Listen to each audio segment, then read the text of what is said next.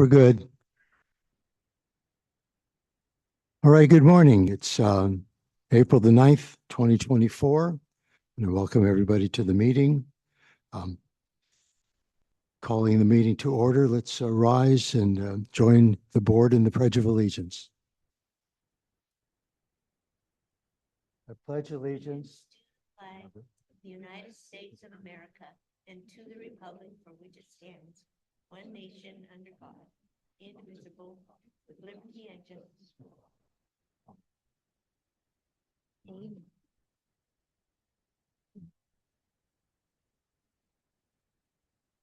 All right, thank you.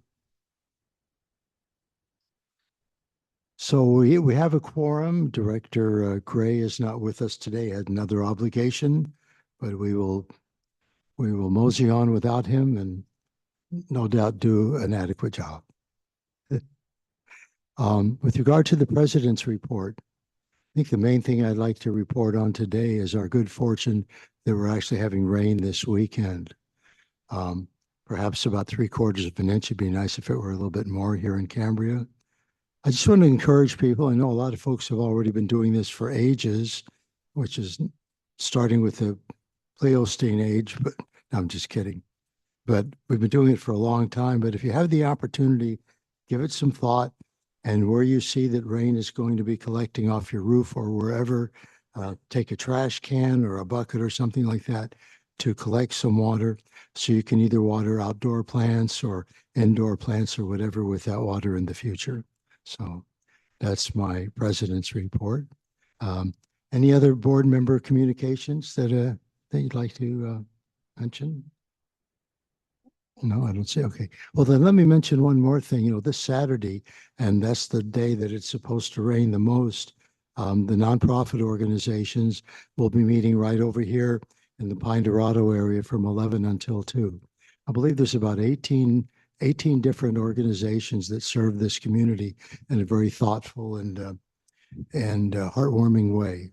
So if you have the opportunity, even though it might. President Farmer, before you go much further, they're actually canceling tomorrow and looking to schedule for May 23rd because of the weather. Oh, okay. Thank you. So yeah, that is good news. All right. So let's move on to public comment on items.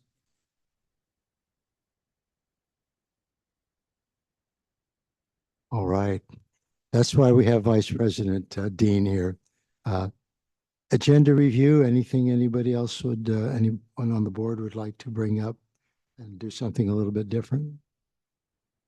No? Okay. How about staff? No? No problems? All right. Okay, so let me try this again. Public comment, and these are on items not on the agenda, but within jurisdiction of the board. And you have 3 minutes to speak. We have one request, and that is from Christine Heinrichs. Ms. Heinrichs?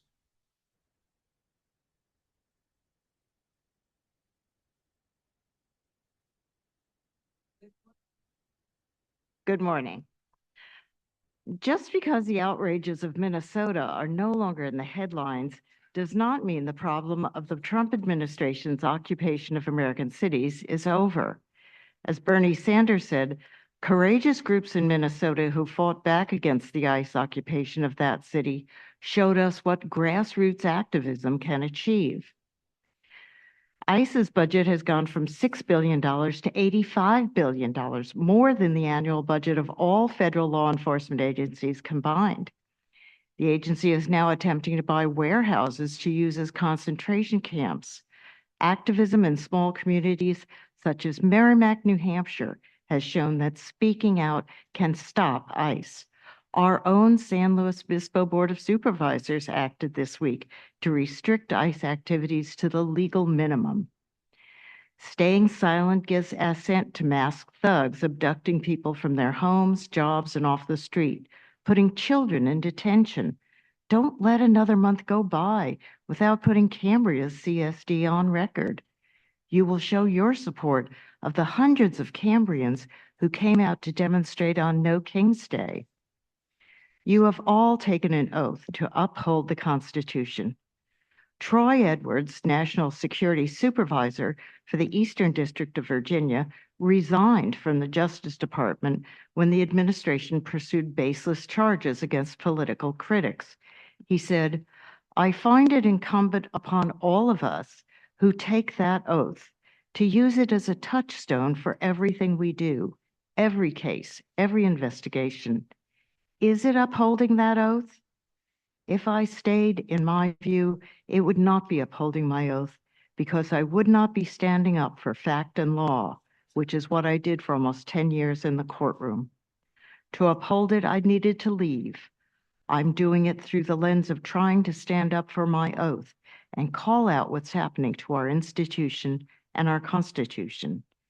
Cambrians reached their red line on ICE atrocities last year, even before ICE began murdering demonstrators. It's time for the board to catch up with the public and adopt a resolution against ICE. Thank you. Thank you, Ms. Heinrichs. Anyone else here in the audience wish to speak in public comment? Ms. Dotson, do we have anyone on Zoom that wishes to speak in public comment? No. All right, thank you.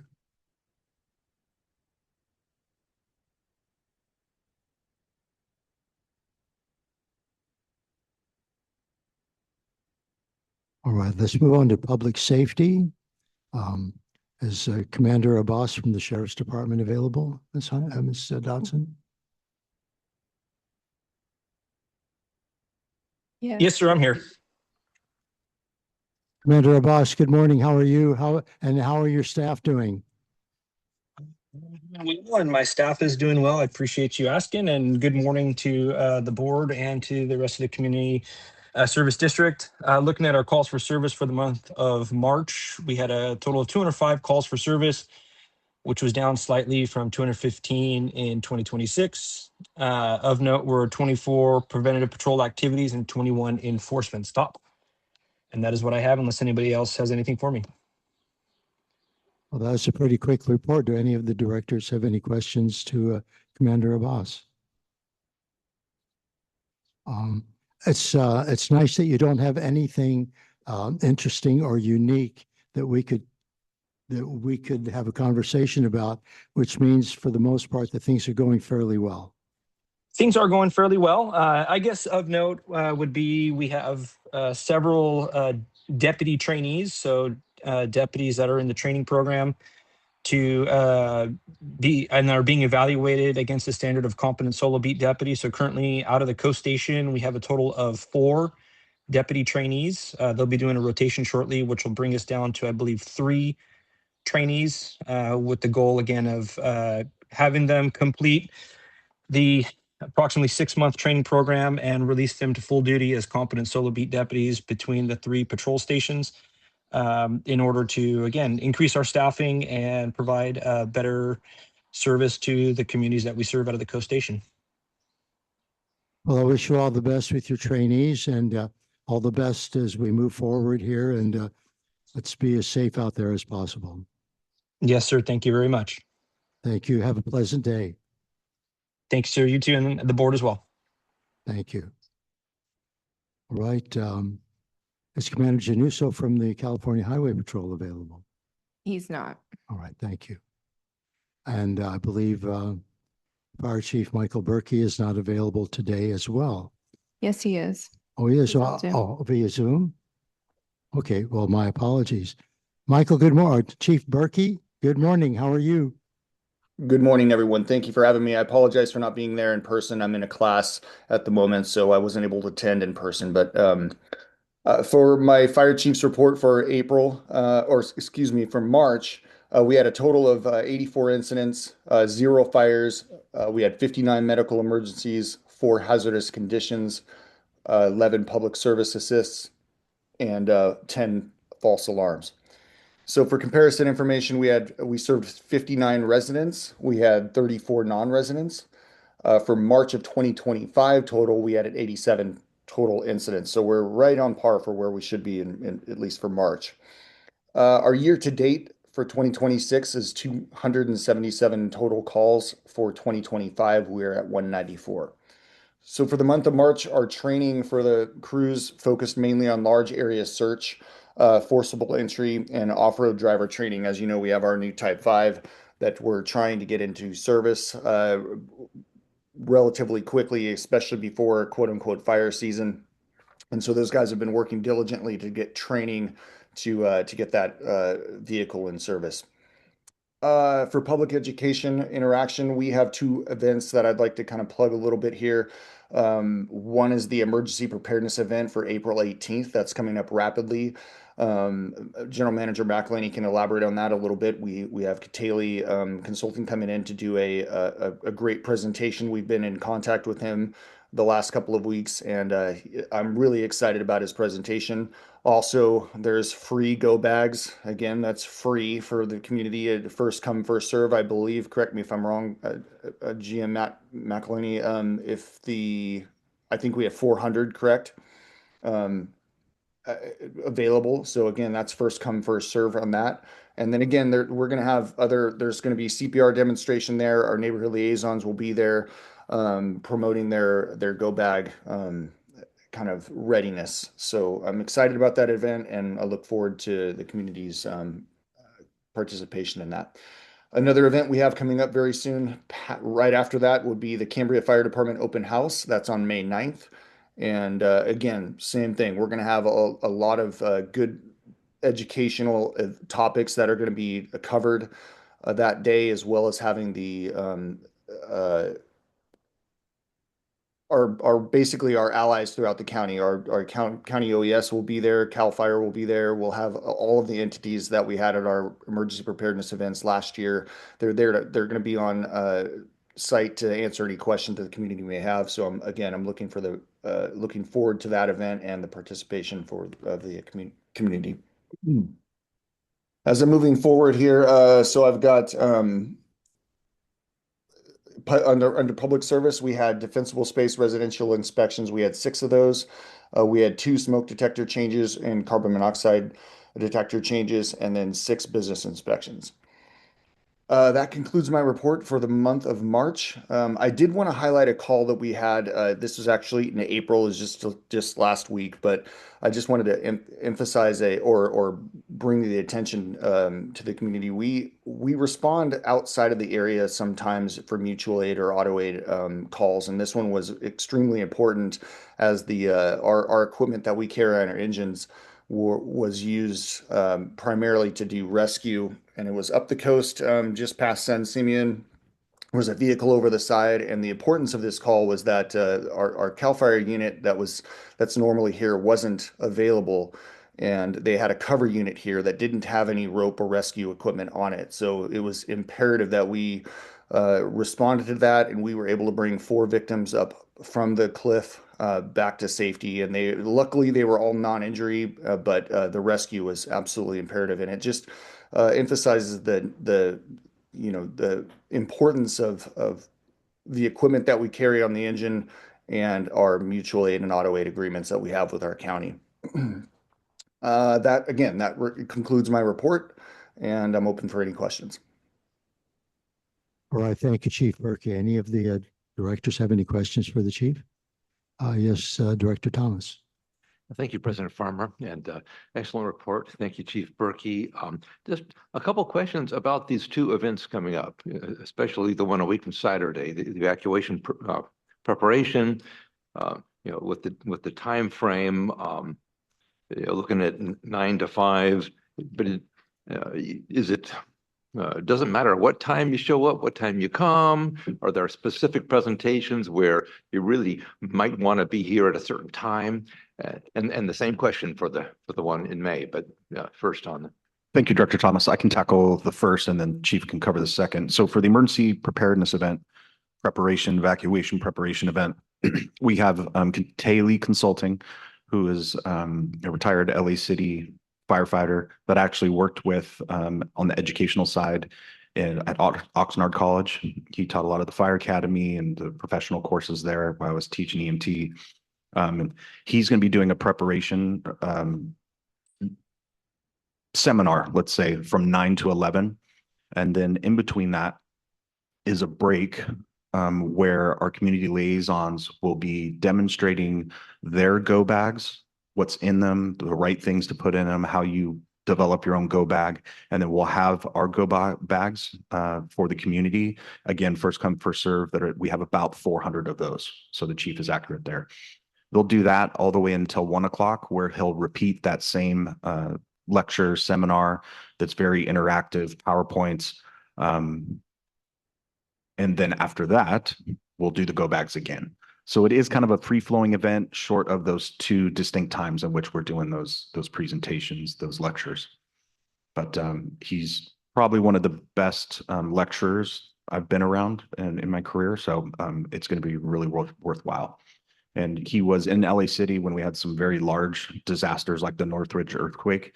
And so he brings a different perspective of what preparedness is. So I think it'll be fantastic.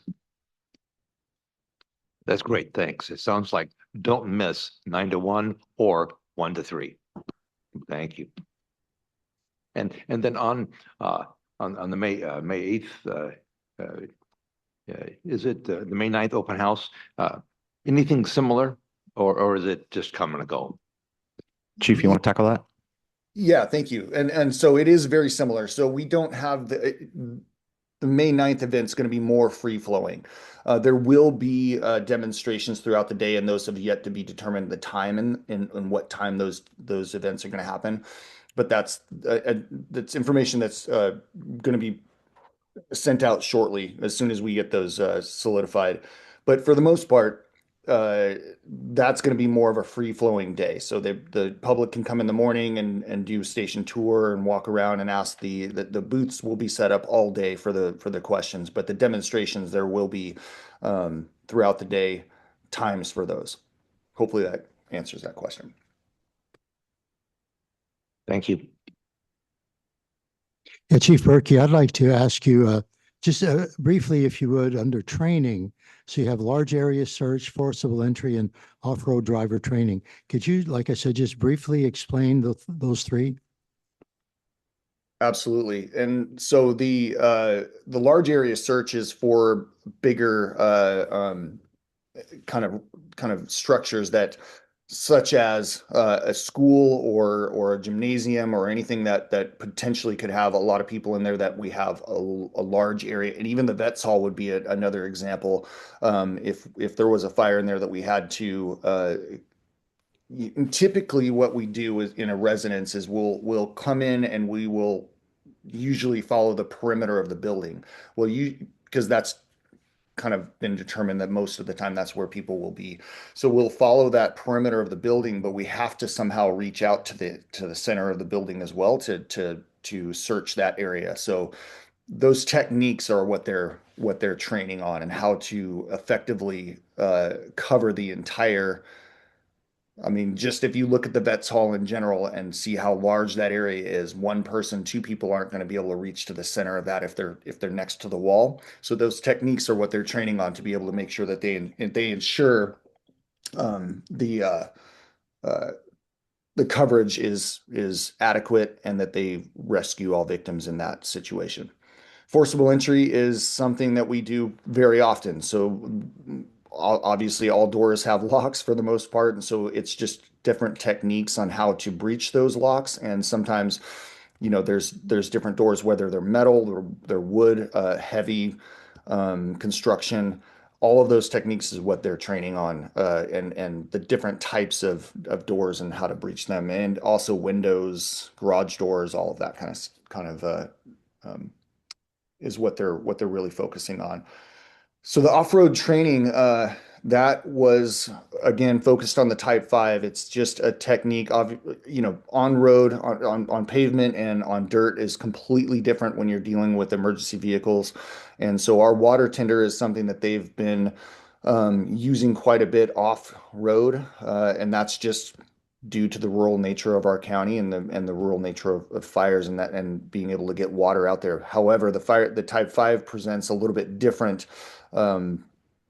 type of challenges, being a four-wheel drive. Essentially, it's an F550 chassis, and so it's going to handle quite a bit differently, and it's going to have a lot higher center of gravity due to to the water tank that's on it. And so our crews, we need to ensure that they're trained adequately before we send them out into an environment that they've never been in. And so with that type of vehicle, and again, I can't stress enough the difference between a Type 1 and a water tender and a Type 5 are drastically different when you're dealing with off-road situations. And so again, that's where that training comes in, and that's what they're mainly focused on.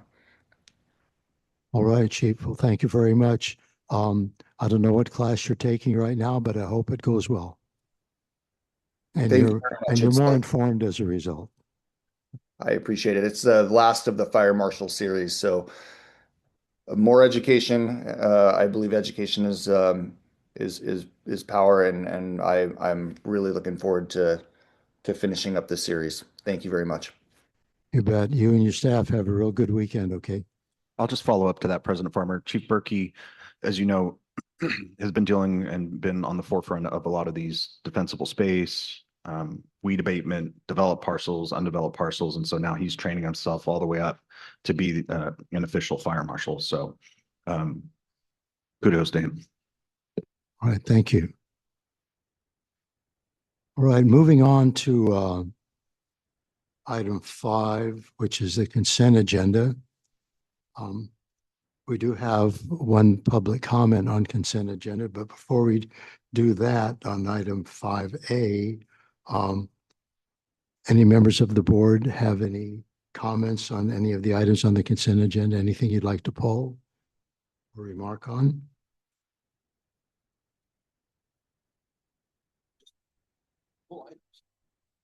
Well, I know every once in a while someone wants to also, ask a question about something on the expense report or something like that. Well, it looks like you'd like to speak, Director Thomas. Thank you. Yeah, thank you, President Farmer. And it's not necessarily a question. I just going through the 5C on the fire hazard fuel reduction program. Got a chance to look over the schedule. Everything is essentially identical to last year, given the calendar day offset. But the second notice to property owners will be going out 2 weeks later than last year. Just thought that was worth noting, and bringing up for if there's any rationale of why it seems to make sense. Thank you, Director Thomas. I spoke with Mrs. Dodson, and I know she worked with the chief on those dates. I haven't got an answer yet from the chief. I hadn't had a chance to ask him, but I believe we were pushing it a little closer to the deadline because we were sending those first 2 notices out pretty early, and that deadline is July 1st. So we think if we get it out by the 5th, it'll land to remind them that they only have a few weeks late. I could be wrong, and I don't know if the chief is still on the line, but. Yeah, thanks. The timing really does seem to make sense because that still leaves 4 weeks. Thanks. All right, thank you, Director Thomas and General Manager McElhaney. So before I ask a question or 2 or 3 about the expense report, I'll let Ms. Heinrichs come up and pose some questions on the expense report.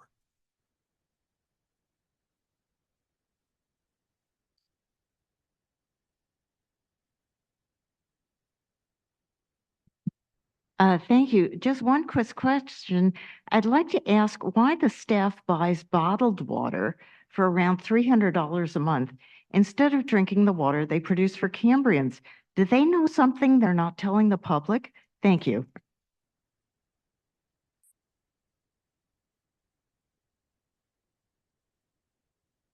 Well, thank you, Ms. Heinrichs. I'm not going to ask. I think they just want quality water to drink. That's not to say, let me just say this. All over this country, there are many areas where tap water is challenged. California, especially from what I've read, from what I've heard, and even here in our community, for various reasons that has nothing to do with the work that we do as a district to provide you the best water that we possibly can. It might not be as good as water that we can get that's bottled water. I mean, I personally go to, I can't recall the name of it, but it's in 3 different locations here in town. And that's where I get water because it tastes better. I think it's as simple as that.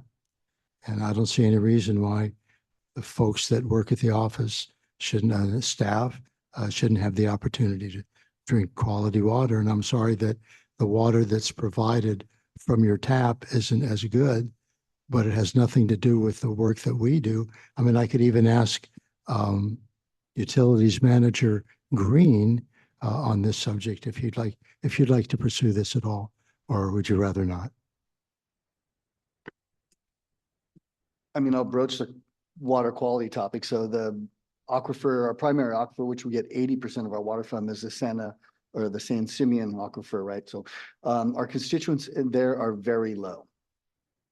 And we're just treating groundwater with chlorine and disinfecting it. And I think back in 2017 or 18, maybe it's 2017, we got the best tasting water in the county, won one award. So we're following the same processes. We're getting it from the same source. So yeah, I think I'll defend at least the utilities department. We get the 5-gallon jugs of this Arrowhead or whatever the vendor is calling in.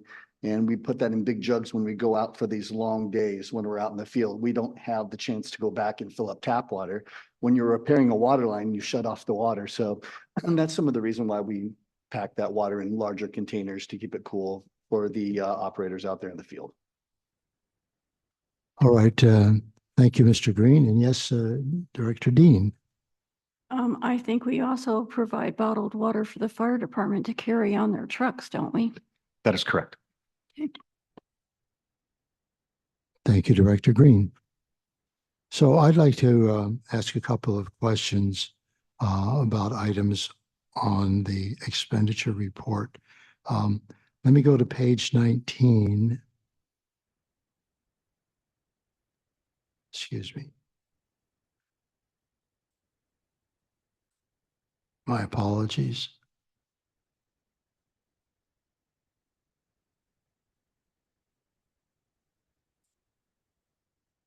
Page 19 and JB Doer. So I found it interesting that last month they only had one charge for $1,100, and usually they run between $4,500 and $5,500. So I'm noticing that this month, JB Doer comes to a little over about $7,100. I know the cost of obviously gas and everything else has gone up. So is there a particular reason that this amount is a little bit higher than usual? Anybody have an answer on that? Thank you, President Farmer. So as we know, fuel costs have gone up significantly, and we feel that nationwide. We're also prepping for our weed abatement season. So you'll see on there some pre-mix that can get a little expensive. So when you're talking about these 2-stroke motors, it's a different type of fuel, and we have to load up on that fuel before we start the weed abatement process. And then I think the rest just reflects the increase in costs for fuel these days. All right, thank you. Then a question on an item on page 21, mission paving, various locations. Now, I noticed that with regard to trench paving, I guess you would say here, for $56,000. So I looked back over the past 2 or 3 months and I noticed that they didn't charge us anything during those times. So was there just a lot to do in this recent period with regard to, I guess that would have been March or February, or is this just accumulation over? This is actually the accumulation of over a 6-month period. We didn't do a full scale resurfacing over our excavation from last 2025 season leaks. So that's what you're seeing we're making up for here after the rain kind of ceased in, February 19th. And so that's what you're seeing, the residual from last year kind of hanging on. That's what we're attending to now with this invoice. All right, thank you very much. And I know they're doing an excellent job, so I'm not complaining about the money. just curious about, what it covers. Thank you. Oh, and then one more item on page 22, OpenGov. So we signed a contract with them a couple of months ago. So now they're charging us, $48,500. So I'm hoping that perhaps in May or June, staff can provide us with some substantial report on what it is that they're doing for us. And I mean something detailed for the $48,000 that we've paid them. Thank you, President Farmer. These initial costs for the setup and software and implementation phase, training phase, and then once that's implemented, we'll start actually using it. I don't know if we'll have a very detailed report because we'll be pretty new into the process, but we'll do our best to bring something back. Okay. If I can add on to that, President Farmer. So we're doing some initial onboarding where we're sharing data and the data collection process, which is how we're building these files and asset management files. That's going on later this month. I believe we have it on the 23rd. This is about 6 to 9 months of data accumulation and file building before we'll actually start producing asset management and other work order type related items. So just bear with us, but for the May meeting, we can definitely bring in up-to-date scope and what items and priorities we're performing and executing first. All right. Thank you. Thank you, Utilities Manager Green. I don't see any directors having any further comments. So I'd like to hear a motion to approve the consent agenda, if that's possible. Yes, Director Scott. Yes, I move that we approve the consent agenda as stated. Thank you. Second that. Thank you. So, Ms. Dodson, could we have a roll call, please? Director Scott, Aye. Vice President Dean, Aye. Director Thomas, Aye. President Farmer. Aye, thank you. All right, let's move on to regular business and item 6A. General Manager Michael Haney, would you introduce this item, please? Thank you, President Farmer. Agenda item 6A, discussion and consideration of an approval of an agreement with Canyon Engineering for the Santa Rosa Creek Stream Bank Stabilization Project and adoption of a resolution 14-2026, amending the fiscal year 2025-2026 budget and authorize the general manager to execute the agreement. I'll probably turn this over to Mr. Green to give a better explanation, but this was a selective bidding process for a non-public works project in which it was qualifications based, not necessarily like an RFP where you're selecting the lowest bidder. So we worked with our consultant, Mr. Bill Henry, who is here in attendance and can answer questions as well. And I will turn it over to Mr. Green to cover the rest. Great. Thank you, General Manager. So this is a topic that we've broached in R&I a couple times. We've reviewed the proposals. So this is a high priority project for us in utilities due to the risk of stream bank erosion and vulnerability to the potential impact to the Santa Rosa Creek. This is something that staff has, we need to keep the process moving on track here. We have been very aggressively creating, releasing, and evaluating the proposals so we can keep this on track. There's certain seasonality to the surveys and biological and environmental surveys that we have to perform. A couple of those we have to start this month here. So we chose our consultant kind of based on the need that they could keep this permitting on track through this. We know any kind of stumble in a permit or something like that could be months down the road, and that would take us from our 2027 potential groundbreaking date to then the next year. So again, this is just a high priority project, and we're looking to execute it as timely as we can. Well, it appears that this particular item, the cost of getting everything organized so this can be dealt with in as efficient as a manner as possible is going to be almost, if not more expensive than the project itself, right? Yeah, internally, we refer to this as a permitting project, not really a construction project. Right. Construction project will probably be half the cost of permitting and, will probably take a month of physical time, whereas the permitting and surveying will take the better part of a year and a half. So yeah, this is absolutely a permitting, not construction project. Right.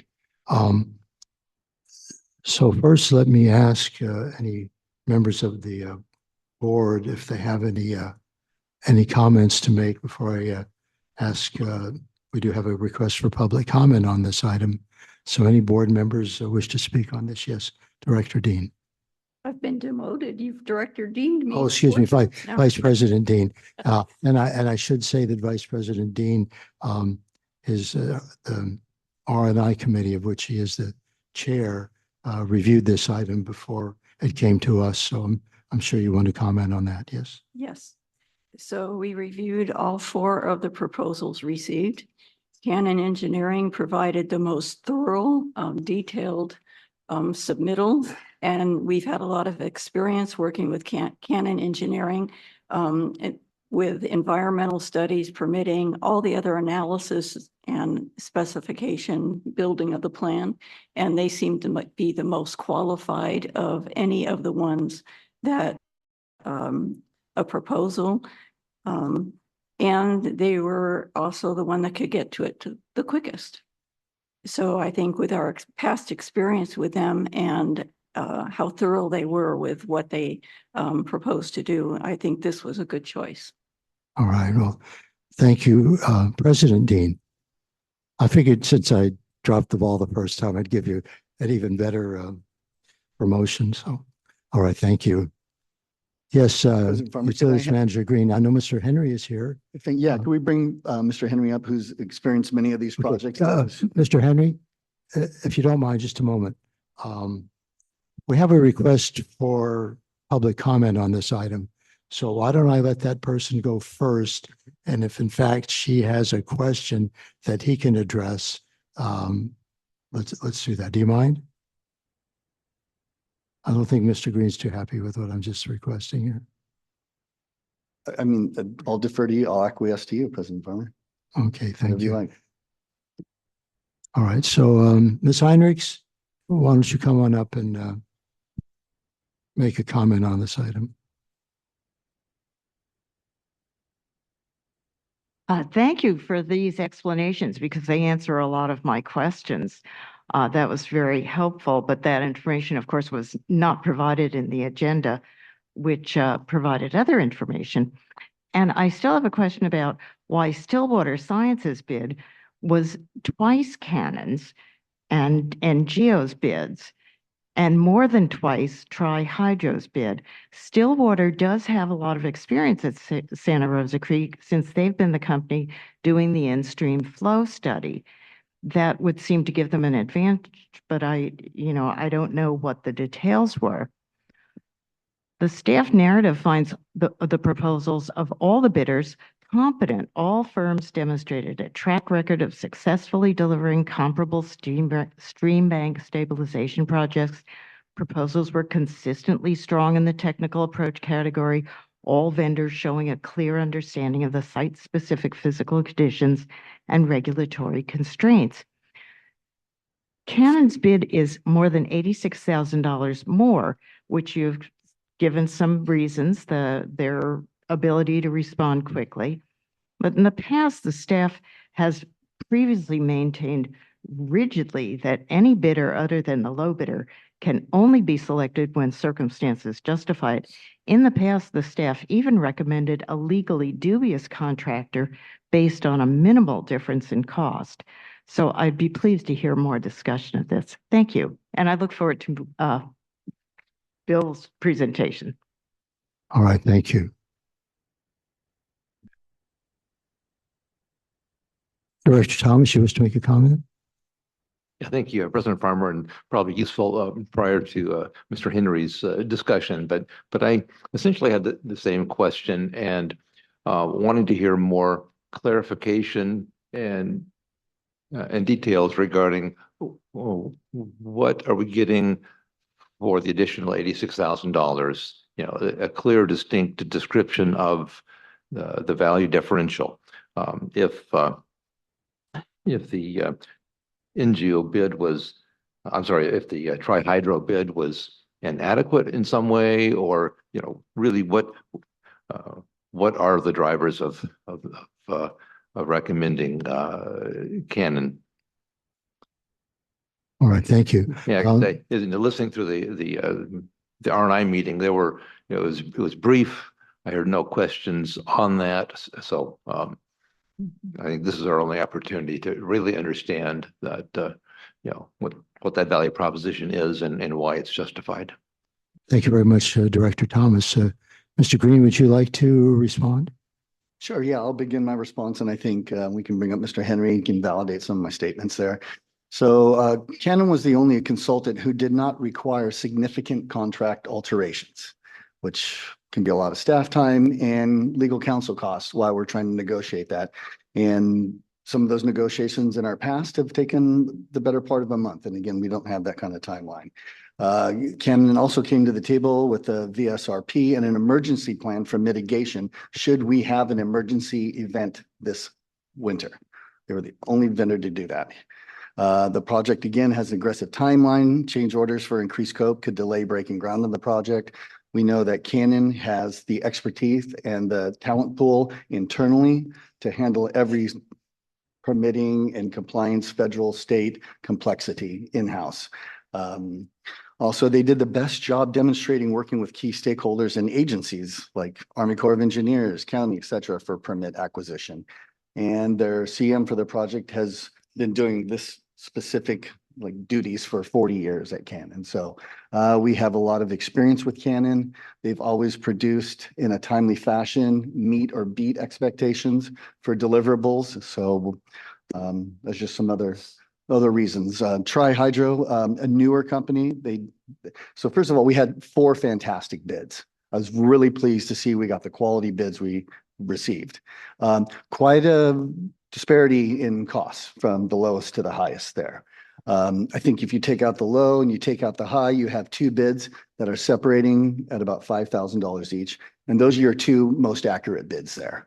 And out of those 2, I mean, obviously we're choosing Canon, and I can give over the microphone to Mr. Henry, can maybe describe in better detail than I can. Well, Mr. Green, I think you did a fine job, so thank you so much. And Mr. Henry, before you introduce yourself in some ways, I want to thank you for the really informative presentation that you did to the R&I committee a couple of weeks ago. So thank you so much for that. And thanks for being here today. President Farmer, you're welcome. Members of the board, thank you for having me here. I'm Bill Henry. I'm with Estero Environmental. I'm a small environmental consulting firm in Los Osos, and I've been helping the CSD on this project for a few months now.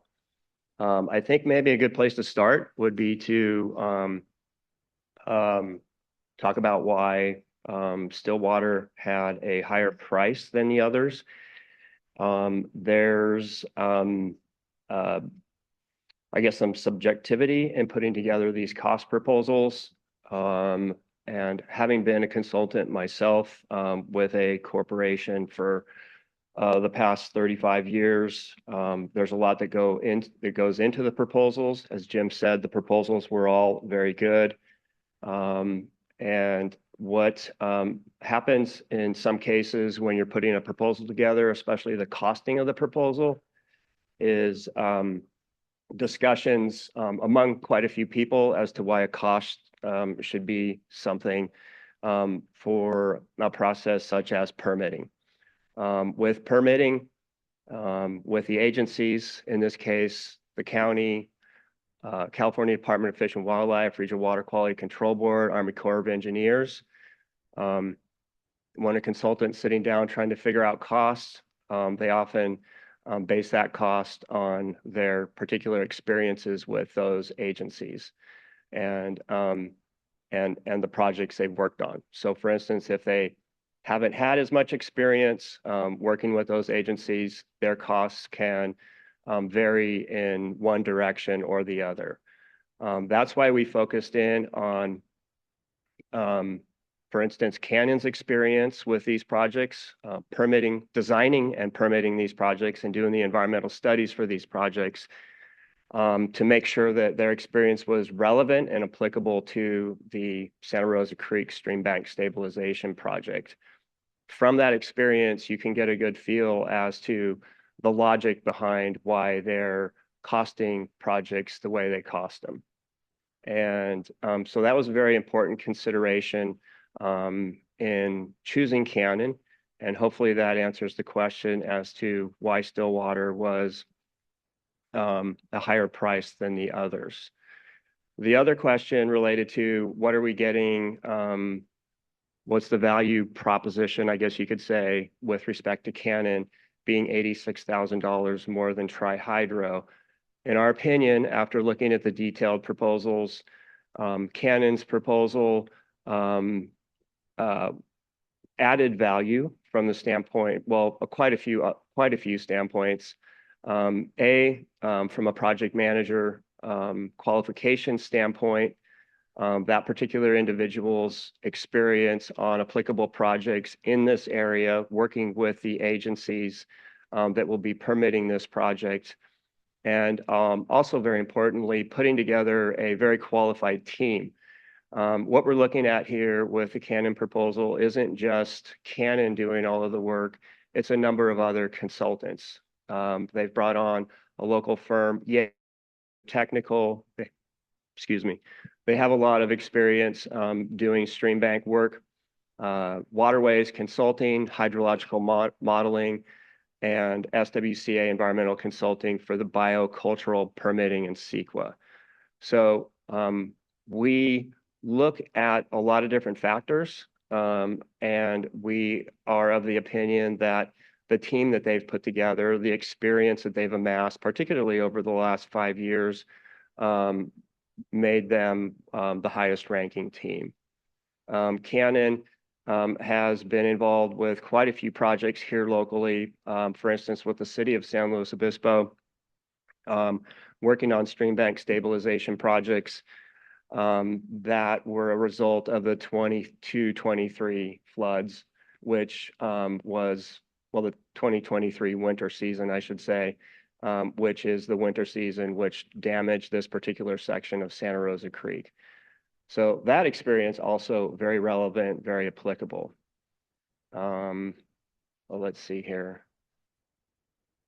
And yeah, I think the two questions, the last two questions I heard were related to the $86,000, the $86,000 price tag, or the amount of 86 that's greater than Tri-Hydro.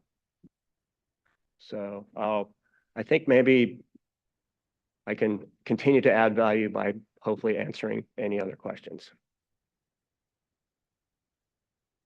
Excuse me, any members of the board have any questions of Mr. Henry? Yes, Director Scott. Yes, thank you. And thank you, Mr. Henry, for your expertise and for sharing that with us. And this is not a fishing question. Do you have any personal experience with any of these bidders? Well, yes. I've been an environmental consultant in San Luis Obispo County for, I started my career in 1986, and it's been continuous since that time. And so I've worked with Cannon on projects since probably 1990. I've worked with Yay Geotechnical, I've worked with Waterways, I've worked with SWCA. I used to work for SWCA. So I've worked with all of these firms, worked for one of them. The environmental consulting industry is a small industry on the Central Coast. And so I was also the manager of the SWCA office for 18 years or 17 years. So I know that operation well. I know the consultants, the engineering consultants, the environmental consultants, the consultants that specialize in permitting. I think that not only is my answer that for your question as it relates to Canon, but it would be the same for Stillwater, Tri-Hydro, and Angio. Okay, So, thank you very much. of course. Thank you. Any comments from staff, from General Manager McElhaney or Mr. Green? Nothing further? Okay. So Ms. Dodson, I neglected to, oh, excuse me. Director Thomas, my apologies. Thank you, President Farmer. I'm intrigued by the explanation earlier that your expectation is that once the work from the scope of work from this contract is complete, the bid package goes out for the on-the-ground work, that likely that physical work will be less than the cost of this contract. I don't have that much experience with this kind of project, so talk a little more about that. Basing it off of the cost, so this 150 foot was repaired about 20 years ago, just upstream. So we're right where that terminated. The next 150 we're looking at, and that was 20 years ago. And I think that was around 136,000 in 2006-07. So we're looking today's prices from about 150 to 250. So yeah, not quite the cost of the contract. So again, kind of laying way to, this is a permitting project and not really a construction project. Yeah, the construction is actually very minimal, and I don't even think will take much, even a month to perform out there. So yeah. Well, Yeah, excuse me. and do some of these firms also do that on the ground construction work? For the construction work, that'd be like the second phase of this project, and then we would RFP or bid contract for that as well. Okay. If I could weigh on that really quickly, none of these firms actually go out with bulldozers or excavators and move rocks and plant willows. That would be somebody else. All right, I'd like to follow up briefly on this with regard to preparing for the project itself and the construction. It says apparently that's going to take about a year, because it says here construction is not anticipated to begin until 2027. But it says here will span multiple fiscal years. Yet, Mr. Green, you just stated that you thought the project itself, the construction, would take about a month. So there seems to be a slight I don't want to say a contradiction, but if you could just clarify what I just said. So yeah, we're beginning right now. We'll write our first check for engineering design in fiscal year 25-26. We begin fiscal year 26-27 first. If we don't break ground until September, we'll be in the fiscal year 27-28. That's the 3 fiscal years we're spanning, President Farmer. Okay. I'm sorry. Thank you. So you're stating that actually beginning construction on this project won't be for another, let's say, 17, 18 months? Correct. Right. Well, thank you. Well, let's, If I, yes, so Mr. Henry, excuse me. yeah, I would like to add on to Mr. Green's response as well. With the permitting of this project, the design and permitting of this project, the permits have conditions attached to them, and those conditions oftentimes require monitoring during construction and then follow-up monitoring to make sure that the restoration has been done correctly and that has been done successfully. The agencies oftentimes will require that monitoring continue for multiple years before they say that the district has complied with the permit that they've issued to them. So I think that can create a span of multiple years from a financial standpoint. All right. Well, thank you. Any further questions for Mr. Henry from members of the board? Yes, Yes, Director Scott. yes, thank you. So is it going to cost more money down the road, or will they continue to monitor for the $367,000?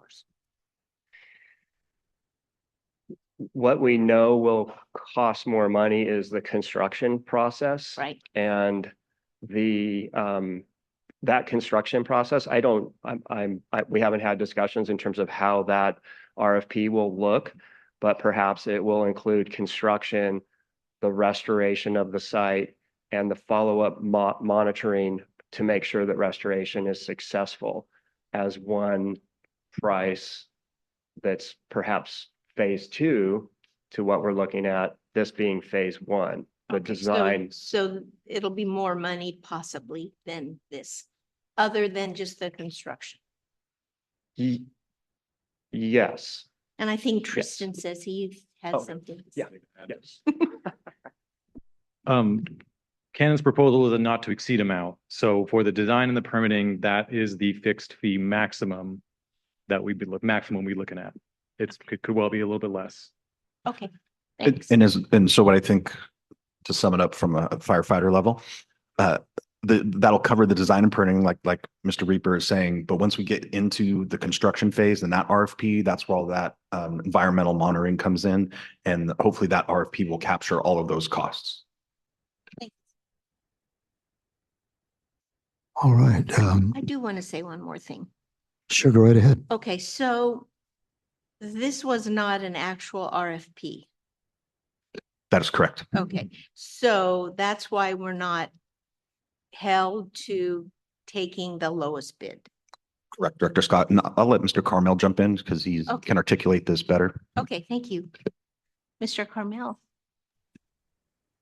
Thank you, Director Scott.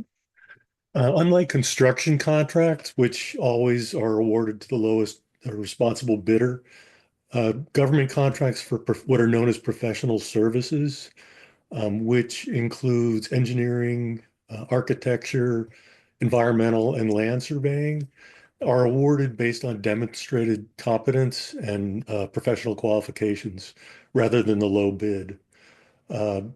That's in the government code. I think it's 4525 or 26. So it's based on demonstrated competence and qualifications, and then those are usually ranked. That's why we're here. Thank you. Thank you, Mr. Carmel. I think you mentioned earlier, Mr. Green, that Tri-Hydro is relatively new to the process of doing work like this. Not that they're not competent, but we have more experienced folks to draw from. I believe that's what you stated, something like that. Absolutely. I think Tri-Hydro has been around for about 8 years. Of course, some of their employees working for them and consultants and environmental experts have probably worked at other locations. The Tri-Hydro as a team has been around for 8 years. And again, during our interview and discussions with some of these consultants, when we ask some difficult questions, like how would you handle, have you ever had a permitting, blockage or, cessation, and how did you handle that? They would reach out to subcontract other environmentalists or other agencies to kind of help them along with that. And that's where we thought where Cannon really had that collective strength, and especially with something this complex. So, all right, thank you. You bet. So, Mr. Henry, have any further comments or information that you need to give to us? I don't have anything further, unless you have any further questions. All right. Well, thank you so much for being here. Thank you for your You're welcome. presentation. Thank you. Bet. By the way, Ms. Dotson, do we have any public comment on this item on Zoom? No. All right, thank you. Well, I believe, yes, Vice President Dean. I also want to thank Mr. Henry for being here today and for coming to R&I twice. First to thoroughly explain this project and what was going to be needed, and then last week to explain the proposals. And are you ready for a motion? I am. Okay, I'd like to move that we approve the agreement with Cannon Engineering for the Santa Rosa Creek Stream Bank Stabilization Process and adopt Resolution 14-2026, amending the fiscal year 2025-2026 budget and authorize the general manager to execute the agreement. Second. All right. Before I ask Ms. Dotson to do a roll call, I just want to make a comment on this particular item. It's with mixed feelings that I'm hoping, well, I hope we don't get a lot of rain, because this particular project the stream bank stabilization.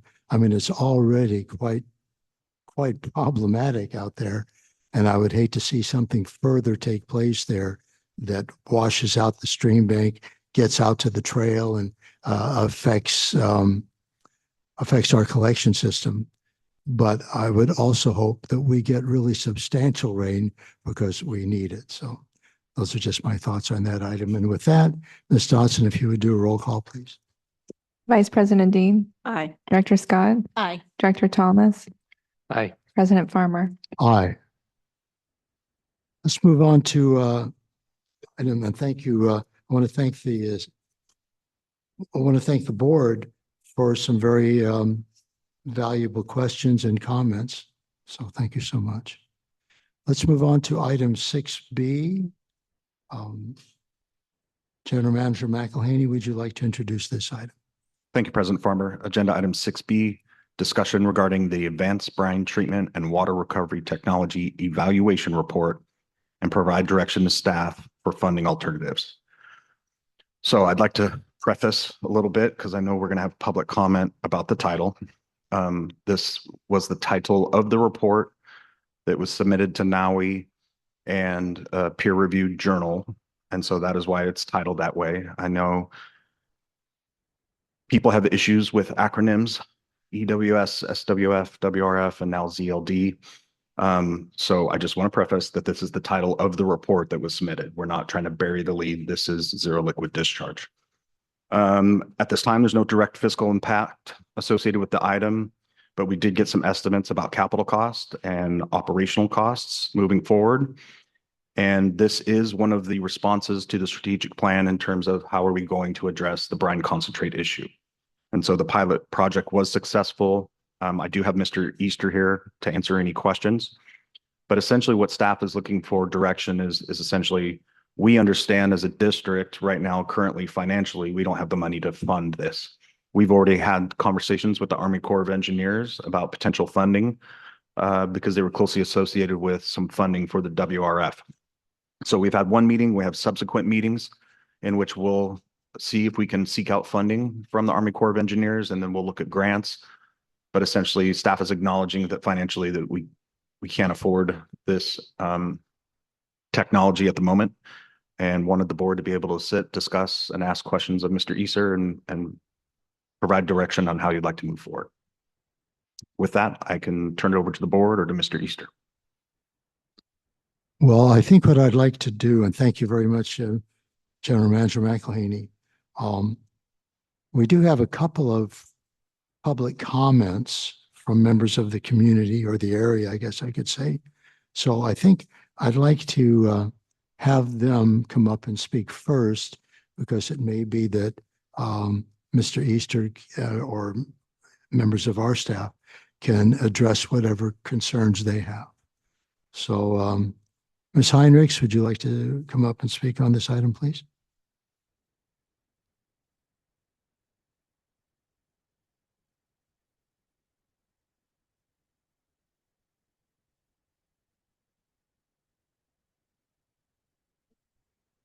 Thank you. Thank you for this long-awaited since 2022 report. To be confident everyone knows what we're talking about, this is the project formerly known as Zero Liquid Discharge. I hope Mr. Easter, the executive who hopes to sell this project to the district, will be here to explain this report. I found it confusing, filled with jargon. Albert Einstein is quoted as saying, "If you can't explain it to a 6-year-old, you don't understand it yourself." And this report was definitely not written with 6-year-olds in mind or the average Cambrian. I'm not confident that Cambria's EWS, SWF, WRF is comparable to a vineyard and a greenhouse. The technical details are complex, but perhaps Mr. Easter will explain more clearly. This report should be evaluated by an independent scientist or group before the board decides that the process is worth pursuing with staff time and district money. Whatever the explanation is, disposing of the brine waste that the EWS, SWF, WRF produces is going to cost Cambria millions. If the board decides this system is applicable to Cambria, the report estimates it will cost $3.5 million to build the facility to accomplish it. The system will then require 6 full-time employees to staff it if it is to be run as the permit allows, 24 hours a day, 5 days a week, from May through October. Energy costs will be substantial. The ZLD ABT facility would be built in the same environmentally sensitive habitat area that now raises questions for the EWS Coastal Development Permit application, which was approved by County Planning Commission and is currently being appealed to the Board of Supervisors with a hearing set for June 16th. I asked the board to consider whether they want to continue doubling down on the EWS, facing the problem of brine waste disposal. You have 3 potential solutions. Truck it to a disposal facility if you can find one that will take the amount of brine waste that the plant will produce if it's operated as proposed. Build this expensive plant that may reduce the volume of brine or may not, or dump the brine waste into the ocean through San Simeon's wastewater outfall if you can get permission, subject to various environmental and regulatory conditions, into a protected national marine sanctuary. It's unclear how much water the plant can produce. What benefit does the board foresee in operating this plant? What is its condition after 12 years? Is this technology obsolete? I ask the board, does any of this make sense? Thank you. Thank you, Ms. Heinrichs. I do want to mention, by the way, that this item is just for discussion. We won't be voting on this at all. It's just to gain further information. Hank Kruchek, would you like to come up and speak in this item?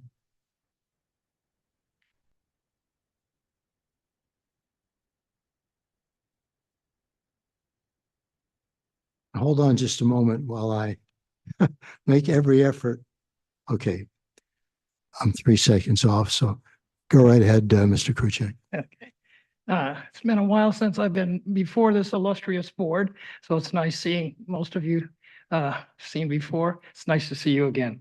I'm a resident of San Simeon and a future customer of, I believe, of Cambria's wastewater treatment services. Might be a little off in the future, but it is a real possibility. So here's some input. I sent a letter to the board on April 1st and to the general manager about trying to understand the amount of brine that was processed during the pilot project. I didn't receive an answer to that request, so I submitted a CPRA request for all of the operational logs, volume data, and timing data for the pilot. There should be logs of how much brine was processed each day and the hours it was processed and so forth. I again received a response from the district that no such records exist. The WRF concentrate production typically ranges between 20,000 and 50,000 gallons per day. That is a lot of brine. The question is kind of a basic one. So how much brine was successfully treated using the proposed process? Was it 10 gallons through this 3-month period successfully? Was it 100 gallons? Was it 1,000 gallons total? And we're talking again about 20 to 50,000 gallons per day. There's a scaling issue here that you should think about and we should have data on, and you should demand data on.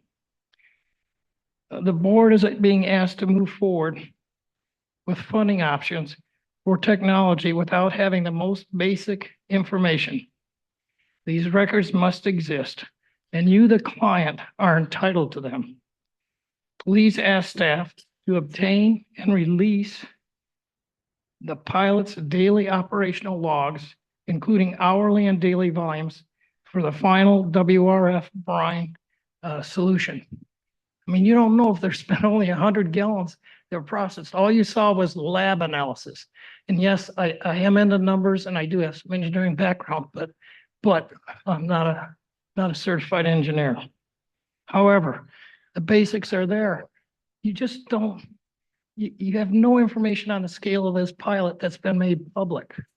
I mean, if you only processed 100 or 500 gallons of brine, there's no way you should be looking at something that's going to process 20 to 50,000 gallons a day of brine. It's a very carefully constructed solution with membranes that have to be backflushed with air or more to keep some of the process running. This is tricky technology to keep running at scale and over time, I think. Mr. Kuchik, I'm sorry I didn't mention Oh, to you that you okay. only have 3 minutes. So So, if not, you could contact the funders of this project for this information. all right. Thank you so much. Sorry, I lost track. of the That's all right. Don't worry about it. We all lose track of time these days. All right. Let me open this up for board discussion and Vice President Dean. Okay, first, Oh, excuse me. President Farmer, we have comments via Zoom. Oh, thank you so much. You know, it's just funny. I asked on every item and I neglected to do that on this one. So yes, go right ahead, Ms. Dotson. Elizabeth Benhausen.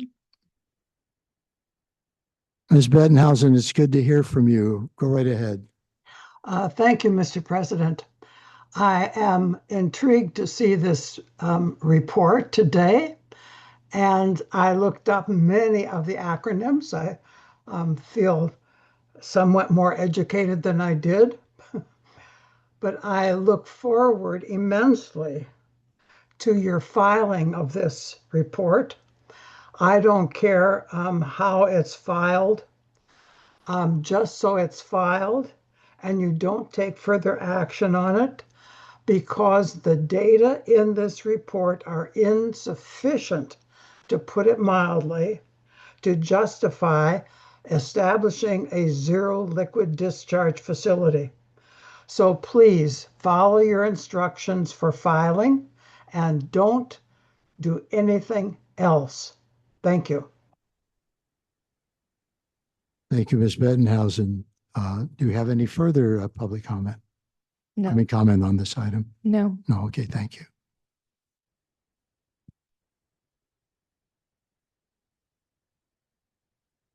All right, so now I'll open this up for discussion with the board unless General Manager McElhaney would like to make a further comment. Only question was, do you want to hear from Mr. Easter before board discussion?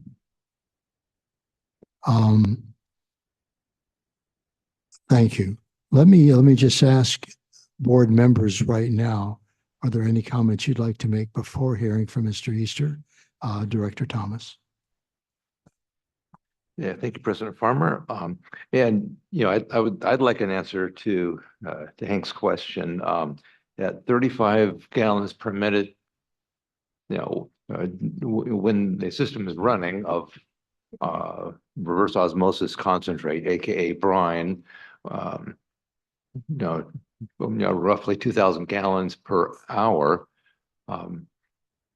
It would be good to know, right? It would be good to know, at what rate did the equipment we have on, in the pilot test, at what rate was that running, and and how scalable is it? I had that same question. I couldn't find the answer yet. I can interject, Director Thomas. So we created 10,000 gallons of brine prior to the pilot, and then I can let Mr. Easter speak to the processing GPM or flow rate. I'm sorry, what was the second part of? I can let Mr. Easter speak to the flow rate Gotcha. that they processed out, because there were several alternatives that they used for this. All right, thank you. So Mr. Easter, I don't see any further comments from members of the board, so you're welcome to come on up and speak to this item. Thank you. Thanks for being here today. Can you hear me? Yes. Okay. The purpose of, contrary to some of the emails I've seen, the purpose of this pilot was to advance the science. The purpose was was extraordinarily promising several technologies. Yes. Get closer to the Mike. I can bring it closer to me. Thank you. Okay. So the purpose of the pilots, the series of 5 pilots, was to advance the science. It was to run a set of scientific experiments. It was not designed to sell Cambria, which I've heard multiple times in emails, etc. Cambria happens to have a problem, as did all of our other pilot sites that we tested. The report itself, apologies for how complex it is, but we were running a complex set of pilots. I presented this 2 weeks ago in Phoenix, Arizona, to 120 of my peers, all of whom were the top water researchers across the country, New Mexico State, Texas Tech, etc. There were also top Department of Energy scientists there. This is actually a breakthrough. As strange as it may sound that it's taking place, that you all got to see it take place here in Cambria, it is a breakthrough. We demonstrated that we could get to zero liquid discharge at basically about 20% of current zero liquid discharge technologies that are typically based upon thermal approaches, where you basically are boiling the water and then capturing the condensate to get pure water. So this is a very big deal. Whether you all are interested or not, I have no idea, and I'm not attached to it. Other sites are very interested. So this report was written for the scientific community. It was not written for the layman. So that's point number 1. The second point is, you know, there are lots of sort of a feeling out there that this is a gotcha moment, that we're trying to hoodwink somehow the community, blah, blah, blah. My viewpoint is if the gotcha moment is here, it's about us deluding ourselves, because we're the ones who are going to put the futures of our companies behind this technology and start to roll it out to clients. We'll be backing it with commercial guarantees, etc., which means that if we're wrong on this, we'll cease to exist. So, you know, that's the reality. For clients who have real problems, this is a game changer. Trinchero Vineyards is one of the sites that we just tested for their vineyard wastewater, 150,000 gallons a day. They're putting it in their budgetary discussion meeting next week to try and fund it for the coming year. They're also just pulled in the city of St. Helena because they're in a water crisis around their wastewater treatment facility. So they may partner with them on it. The brine pond in Slough, Wallace Group, who run that pond, they came here, saw it, looked at our equipment, looked at our data. They wanted to use it to empty the pond.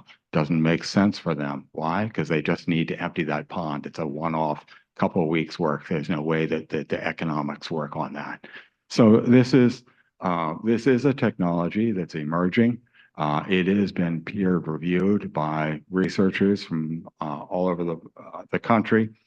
One of the documents that I sent you, some of my peers from the National Alliance for Water Innovation, Dr. Pei Zhu, Dr. Teya Odeto, both from University of New Mexico. They were actually one of my inspirations as we built this technology. I visited them down at New Mexico State University. I also visited the Bureau of Reclamation desal facility in New Mexico 2 years ago. They just published a paper. They built a small model of what we just did. They tested it at K. Bailey Hutchinson desal plant in Texas. For those of you who want the science, who want to really nerd out on this is the document. And I think I previously sent it to Matthew. So again, I'm perfectly happy. This was published in the desal journal fairly recently, published by Elsevier Press. So I would encourage those of you who think that this is some fluke to take a look at it and dig into it. It worked beautifully at El Paso plant. Again, they did a flow there of 2.5 gallons per minute. Now, I just heard comments about scaling, et cetera. This isn't about, can we demonstrate 100,000 gallons a day? We will in the next year as we build these plants. But for right now, is the science there based upon small, carefully controlled processes that allow us to make the commercial leap and scale up? And the answer is it is. At the K. Bailey Hutchinson plant, They were able to get to 99% recovery, just like what we showed here for you all, just like what we showed for every one of the 5 pilots that we just did. The cost of brine disposal is in the weight of the water that you have to haul. You get rid of that weight, which is what we're doing. We're recovering the pure water from the brine, and that solves it. For those of you who want a very clear explanation of what this is about, there are 2 things that stop any RO plant in the country from getting to 99% recovery. The first are the scalable salts, what are called the sparingly soluble salts in the brine, because those scale out on the membranes at high concentrations and cement the little holes shut. The second problem is once you overcome the scaling, you have to deal with osmotic pressures. Our technology addressed both of those. And that's why it's profound. That's why it's a breakthrough. We address the scaling by basically using battery power, direct current, positive minus poles. Water salts have polarities, so they are attracted to their opposite. So by putting this electrical field on the brine, the salts are drawn to their opposing polarity through a membrane. That's the first step, eliminating the scaling. The second step is through something called an osmotically assisted RO, or Trevi's version is a pressurized forward osmosis is what they call it. Fundamentally, we trick osmotic limits by matching salinity on both sides of a membrane. That allows us to go way beyond normal osmotic limits. Normal osmotic limits are 70,000 parts per million for seawater. We took most of the brines we treated up to 100 to 140,000. So we bypass those osmotic limits. That's the real breakthrough. We did it in a very simple way. It's repeatable. It's scalable. There's nothing magical about it. It is not complex. The final point, some research that we've just completed, is that we were able to take the final brines that we created for all of our sites, Cambria's as well, and we were able to put them through a final coagulation process, which dropped out all the hard salts plus the silica, the boron, et cetera, in a way that we'll be able to use basically a filter press, bag those salts and send them to landfill. And the final water will actually be recirculated back through the EDM. So we're fundamentally able now to take all the brines we treat to 99+ % recovery. We're just getting to final salts. I set out 10 years ago to solve the brine problem. I just happened to live here and see that you all had a brine problem. But this is about a much bigger issue. This is about an issue where we're talking to the first cities in Arizona, Texas, et cetera, that are going to run out of water very shortly. You cannot hide your heads in the sand. The water crisis is only getting worse and worse. That really concludes my comments, and I'd be willing to answer any other specific questions. All right, Mr. Easter, thank you so much. Any members of the board have any questions or comments for Mr. Easter? Any? Director Thomas. Thank you, President Farmer. Yeah, I did a fair bit of word searching and cross-referencing, and I got it to the technology readiness levels. And I had to look those up, and I guess those sort of origined in space development. Yes. But the 2 aspects are at technology readiness levels 4 and 6. Level 9 is when it's commercial somewhere. We're up to 8 now. Based upon the pilot results, we're up to an 8, and we're putting our first commercial guarantees out there behind sales. Great. Where do you see the first commercial units going, and when? I know this is a bit of speculation. It's out ahead of us, but yeah. So the answer is, for example, Trinchero Vineyards has a budget meeting next week to talk about putting it in their next new fiscal year budget. I can give you a better timeline after I hear how that goes. But there are a lot of very serious needs out there. We're in discussions right now in Michigan for landfill leachate treatment. We're in discussions in Wisconsin for food processing waste treatment. So the needs are out there. The problem of brine has blocked almost every inland desalination facility out there.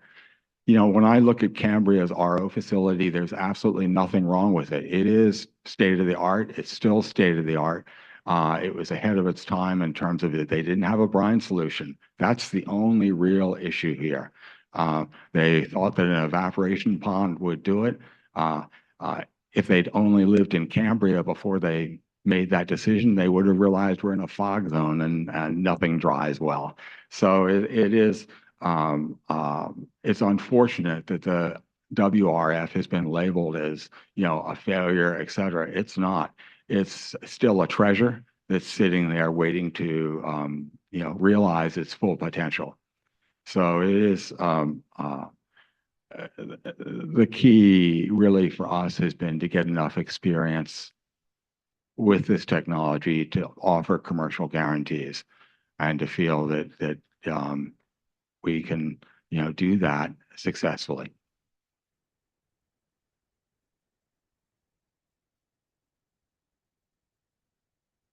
Any other board members wish to make any comments or questions to Mr. Easter? I don't have questions to Mr. Easter because he's done such a thorough job explaining this several times to R&I and as well as today, but I do want to make a couple of comments. First of all, I want to thank you for coming today and doing further explanation and answering some of the concerns that have been raised. But, I want to repeat what he said, that this report that we are reviewing is this technical because it is an official report to the other. That's right. Yeah, okay. We directed the general manager and staff through the strategic plan to look for options for disposing of our brine waste, which we know is one of the biggest problems with the WRF and the ability to use it later, especially if we want to use it to prevent drought emergencies. So this is one of the options that we are looking at and that we have been looking forward to hearing about for quite some time, but it is only one of the options that we are considering. And to ask staff to look for funding alternatives for this is important, because if there are no funding mechanisms available for this, then this would no longer be an option. So I think that what we're directing staff to do today for funding alternatives is important, as we're asking them to consider all options for brine disposal. So, and this was a very interesting pilot project. I think Mr. Easter did a fantastic job explaining on how it all worked when we are out there on the site for the R&I meeting for reviewing the pilot program. So I thank you for your report and I appreciate the fact that we did this pilot project with him. Thank you. Just as one final comment, the former director of Norway just told me where we might be able to find $1 million for Cambria from some money that was just turned back in by Norway to DWR. So I'll talk with Matthew more about that in the next day or two. Yeah, would you just say again what you just said? The former director of the National Alliance for Water Innovation just told me that some money was turned back in by Norway to California's Department of Water Resources, approximately, I think, $950,000. And he said he thought there was a good case to be made that Cambria might be able to get that money. So I'll work with Matthew to see if that's possible. All right. Thank you, Mr. Easter. So I'd like to pose a question or two. So you just made a comment with regard to the, I guess I'll call it, if you would remain at the microphone. Thank you. So you just made the comment towards the end of you were actually just responding to concerns from other members of the board. So you were talking about the fact that the WRF is still state of the art. And that the only problem with that project is the brine disposal. And you said, quote, that you said that the WRF is just, quote, waiting to be used to its full potential. What do you feel is its full potential? Well, I think from my viewpoint, Cambria is one drought year away from a disaster. And the reason for that is not just that you run out of water. The reason is that you have the very high risk of seawater intrusion into your groundwater pumping basin. If that happens, that field is ruined. I have farmers in Salinas where groundwater levels drop, seawater worked its way through, and overnight their wells went from under 1,000 to 15,000 parts per million. So it is, from my viewpoint, Cambria has dodged the bullet so far, but I'm not sure how long that will last. Maybe it'll last for another 20 years. I just don't know. But it is a very real risk. And if seawater intrusion comes into that pumping field, you will have no water for the town or only a fraction of what's there. I also think that the town faces a huge risk from fires. You only have enough water typically to handle one or two houses. And so I just think that you need more security, more resiliency here. If that happens, Cambria, as we know it, is finished. That's my blunt assessment. And that's part of the motivation of why I've worked with you all, because I would hate to see that happen. So I believe the full potential of the RO facility is pretty much exactly what you all just got passed by the SLO County, meaning up to 7 months a year of operation. Anytime that you see the groundwater levels around your pumping field start to decline to sea level or below, you would start to turn on the WRF and turn on the zero liquid discharge and rebuild your groundwater levels around your pumping field. That is a sensible use. I don't see any reason to use it more than that, more than to protect the city's groundwater pumping field.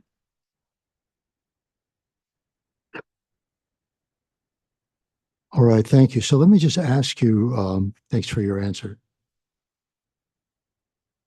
With regard to the two other projects that you reference here in this particular agenda item, so you were talking about Trinchero Vineyards, which is up in St. Helena, just north of Santa Rosa, and so they'll be meeting next week.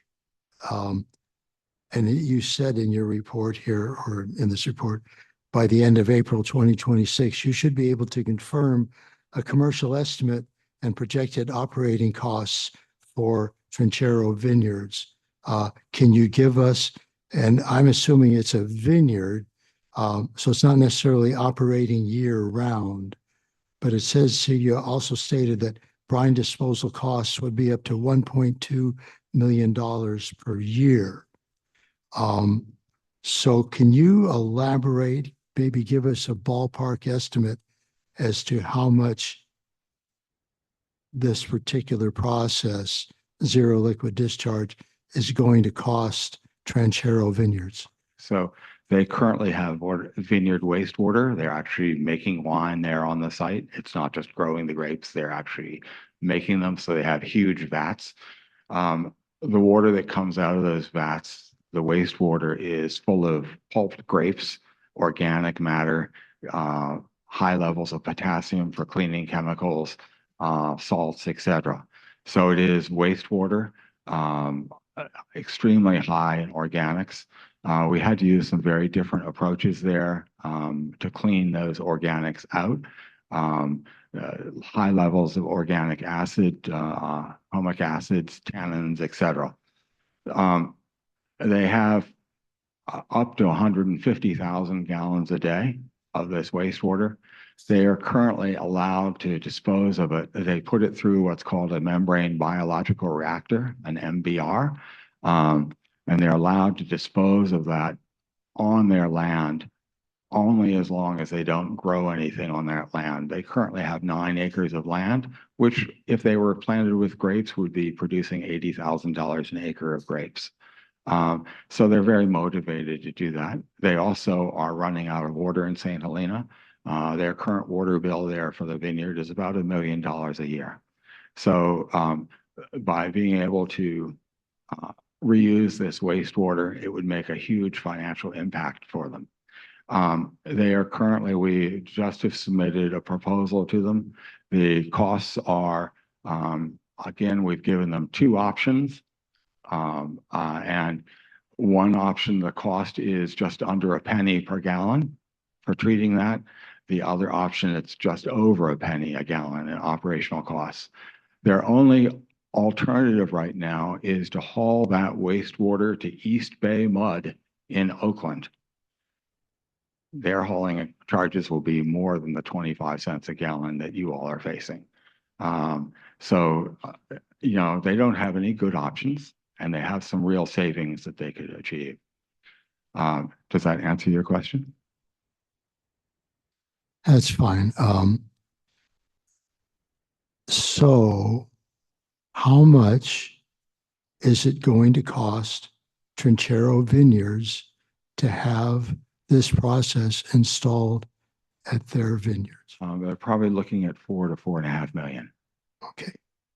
That's what I wanted to know. So let me ask you, with regard to Windset Farms, they operate year-round, 170-acre greenhouse that produces tomatoes, cucumbers, and peppers. Yes.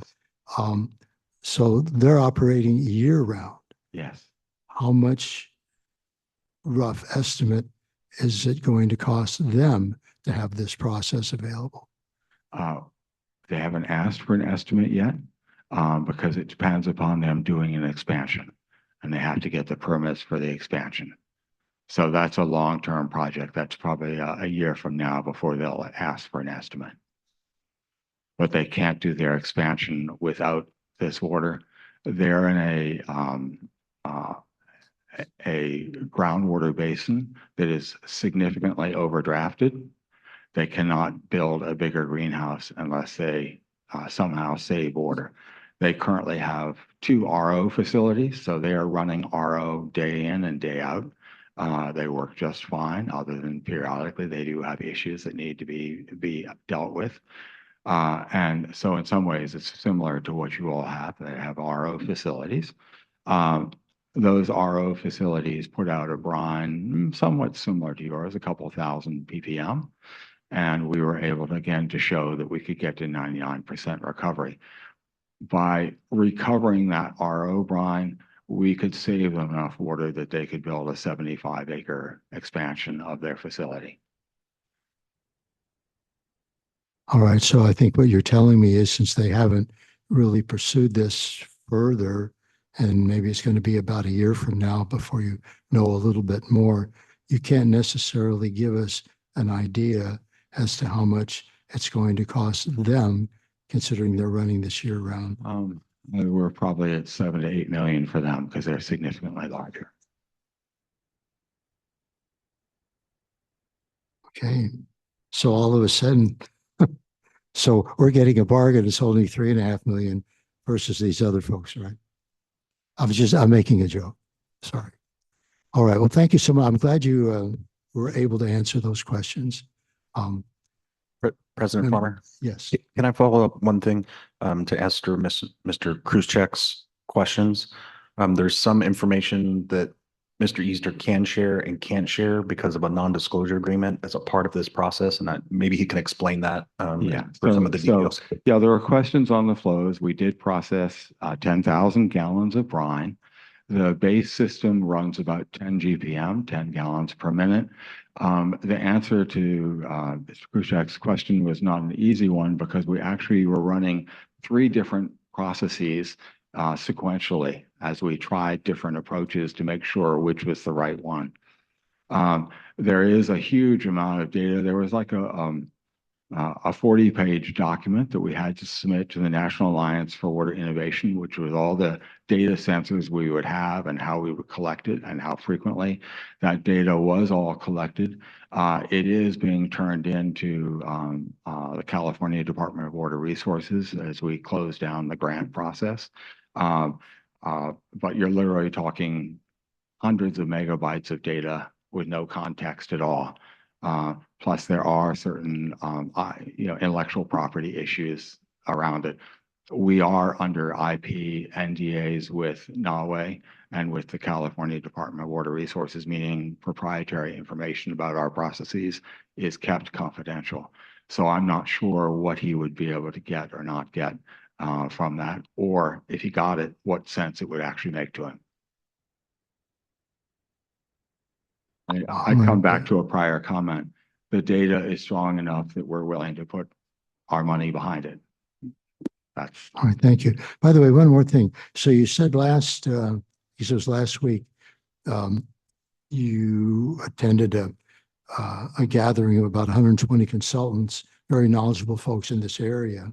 Right. And you also mentioned, not at that moment, but a little bit later, that both folks in Michigan and Wisconsin, where they're running out of water, which is like, oh no, that was Texas and Arizona. No, that's Texas and Arizona. But yes.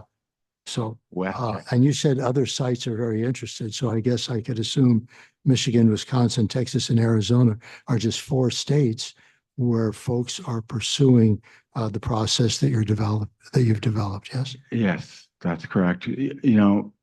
As I said multiple times, the issue of brine has stopped almost every inland desalination project in the country for probably the last 30 years because getting rid of it. Look, I knew farmers 10 years ago who were dumping their brine on the ground. That's a big no-no because it seeps into the groundwater basin and degrades the groundwater quality. But if you're trying to get rid of your brine properly, you haul it to an approved ocean disposal point. You do a deep well class federal 2 injection with it, like oil companies do. You have to dispose of it properly. Those are all very expensive. So this issue, we're involved in a process in Texas where we're talking to people who need 4 million gallons a day of water. Cities that literally, they just build a new school, they can't turn on the water to it, that kind of thing, because they're that short on water now in West Texas. So if you don't have a brine solution, if you're treating 4 million with an RO, you've got 400,000 gallons a day of brine or 500,000. So it's an extraordinarily problem at that point. So this is a big deal. Yeah, I don't want to be a nerd, but this is really a big deal because of the impact that it's having on water security all across the country. And we have huge amounts of water everywhere. We have sewer plant water. We have tile runoff from farms. We have produced water from oil operations. We have food waste water. There are all these sources of water that could be treated and recycled and reused that would dramatically ease the water crisis. So that's why this is a big deal. All right, Ms. Giester, well, thank you. Thank you so much for, a further explanation. And I think I can speak for the board, and I believe that Vice President Dean has already said this. We appreciate you being here and giving us, I think, probably more information than we would have anticipated. So thank you so much. You're very welcome. Thank you all. You bet. Oh, Director Thomas, pardon me, I didn't see your light on. And thank you, President Farmer. Yeah, no further questions, but I just wanted to add on to the appreciation to Mr. Easter, the very thoughtful, informative, and as an engineer and a Cambria resident, rather inspirational discussion. So yeah, there's further discussion, but that's, I think, for us to come. All right. Thank you, Director Thomas. So it's about 11:45. We don't have a lot on. Yes, General Manager McElhaney. Thank you, President Farmer. I just wanted to follow up with the direction aspect that you would like staff to head. It sounds like there's a potential that Mr. Easter just secured or might be able to secure $1 million towards this project, which leaves a little bit of a gap. Does the board want me and our staff to pursue funding alternatives? Well, it seems like it's our good fortune to have this possibility. So I would definitely, I would assume that would be a yes all the way around, correct? So thank you for bringing that up, and I'm sorry I didn't address it. Yes, Director Scott. Yes, and continue to look at other alternatives. So, yeah, funding, but other alternatives too. Absolutely, Director Scott. We're still in conversations with the county, San Simeon, LAFCO, and regarding that outfall. I mean, those are basically our options, is looking at San Simeon zero liquid discharge and continuing to haul to a South County sanitation, which is difficult financially, but we will. Thank you. Director Thomas. Thank you, President Farmer. So yeah, in terms of further direction, this is promising. This is promising technology.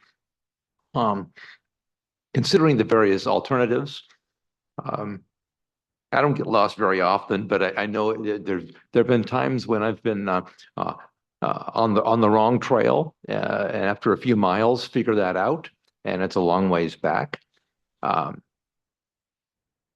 The San Simeon outfall is, however far we go down that trail, I got a feeling that's going to be the wrong trail.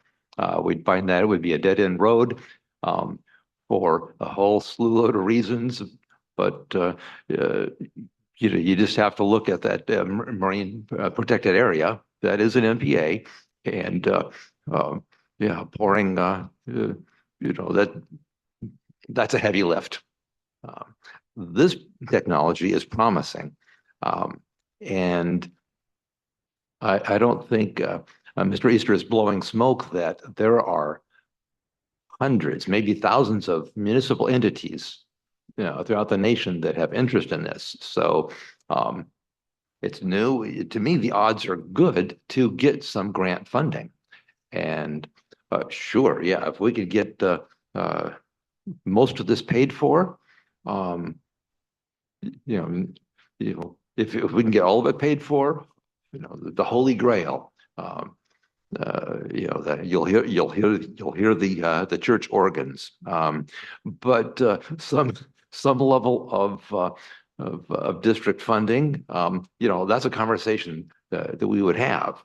If it's about funding the entire bill, we can look at this very preliminary 3.5 million.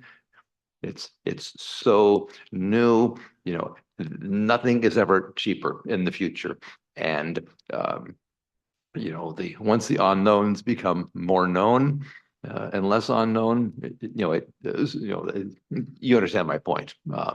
But absolutely, if it seems like pull out the stops, if we can get grant funding, that this could be promising.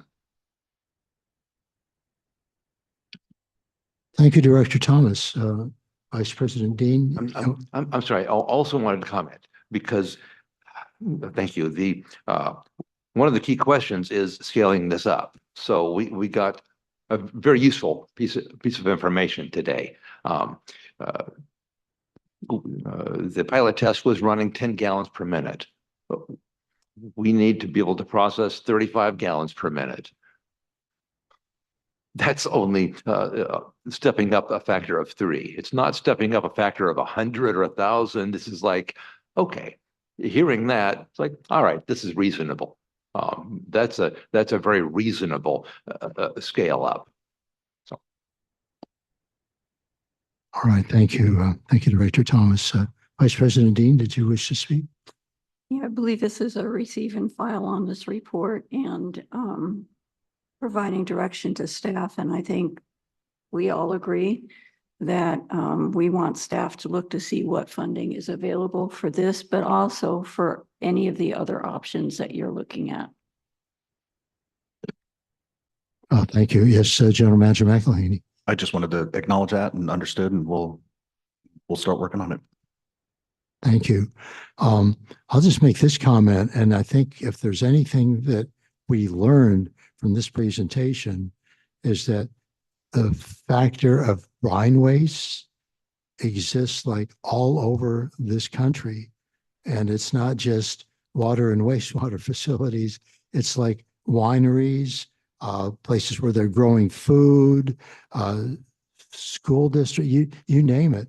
And obviously, with regard to brine waste, we're talking about, well, how are we interacting with Mother Earth?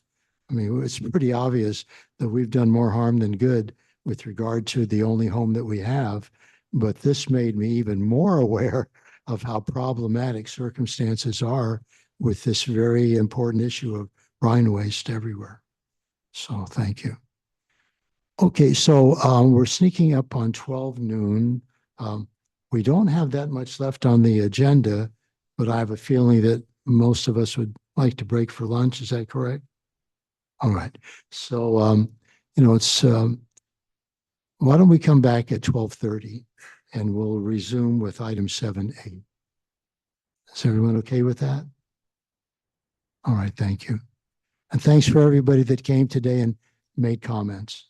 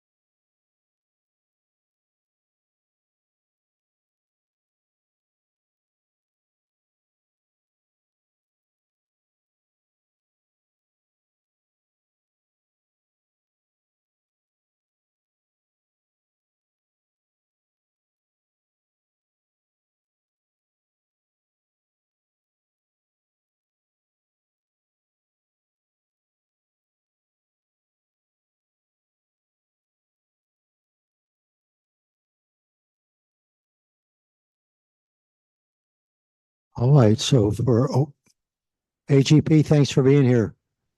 Didn't say that earlier. Thank you. All right, so it's 12:31.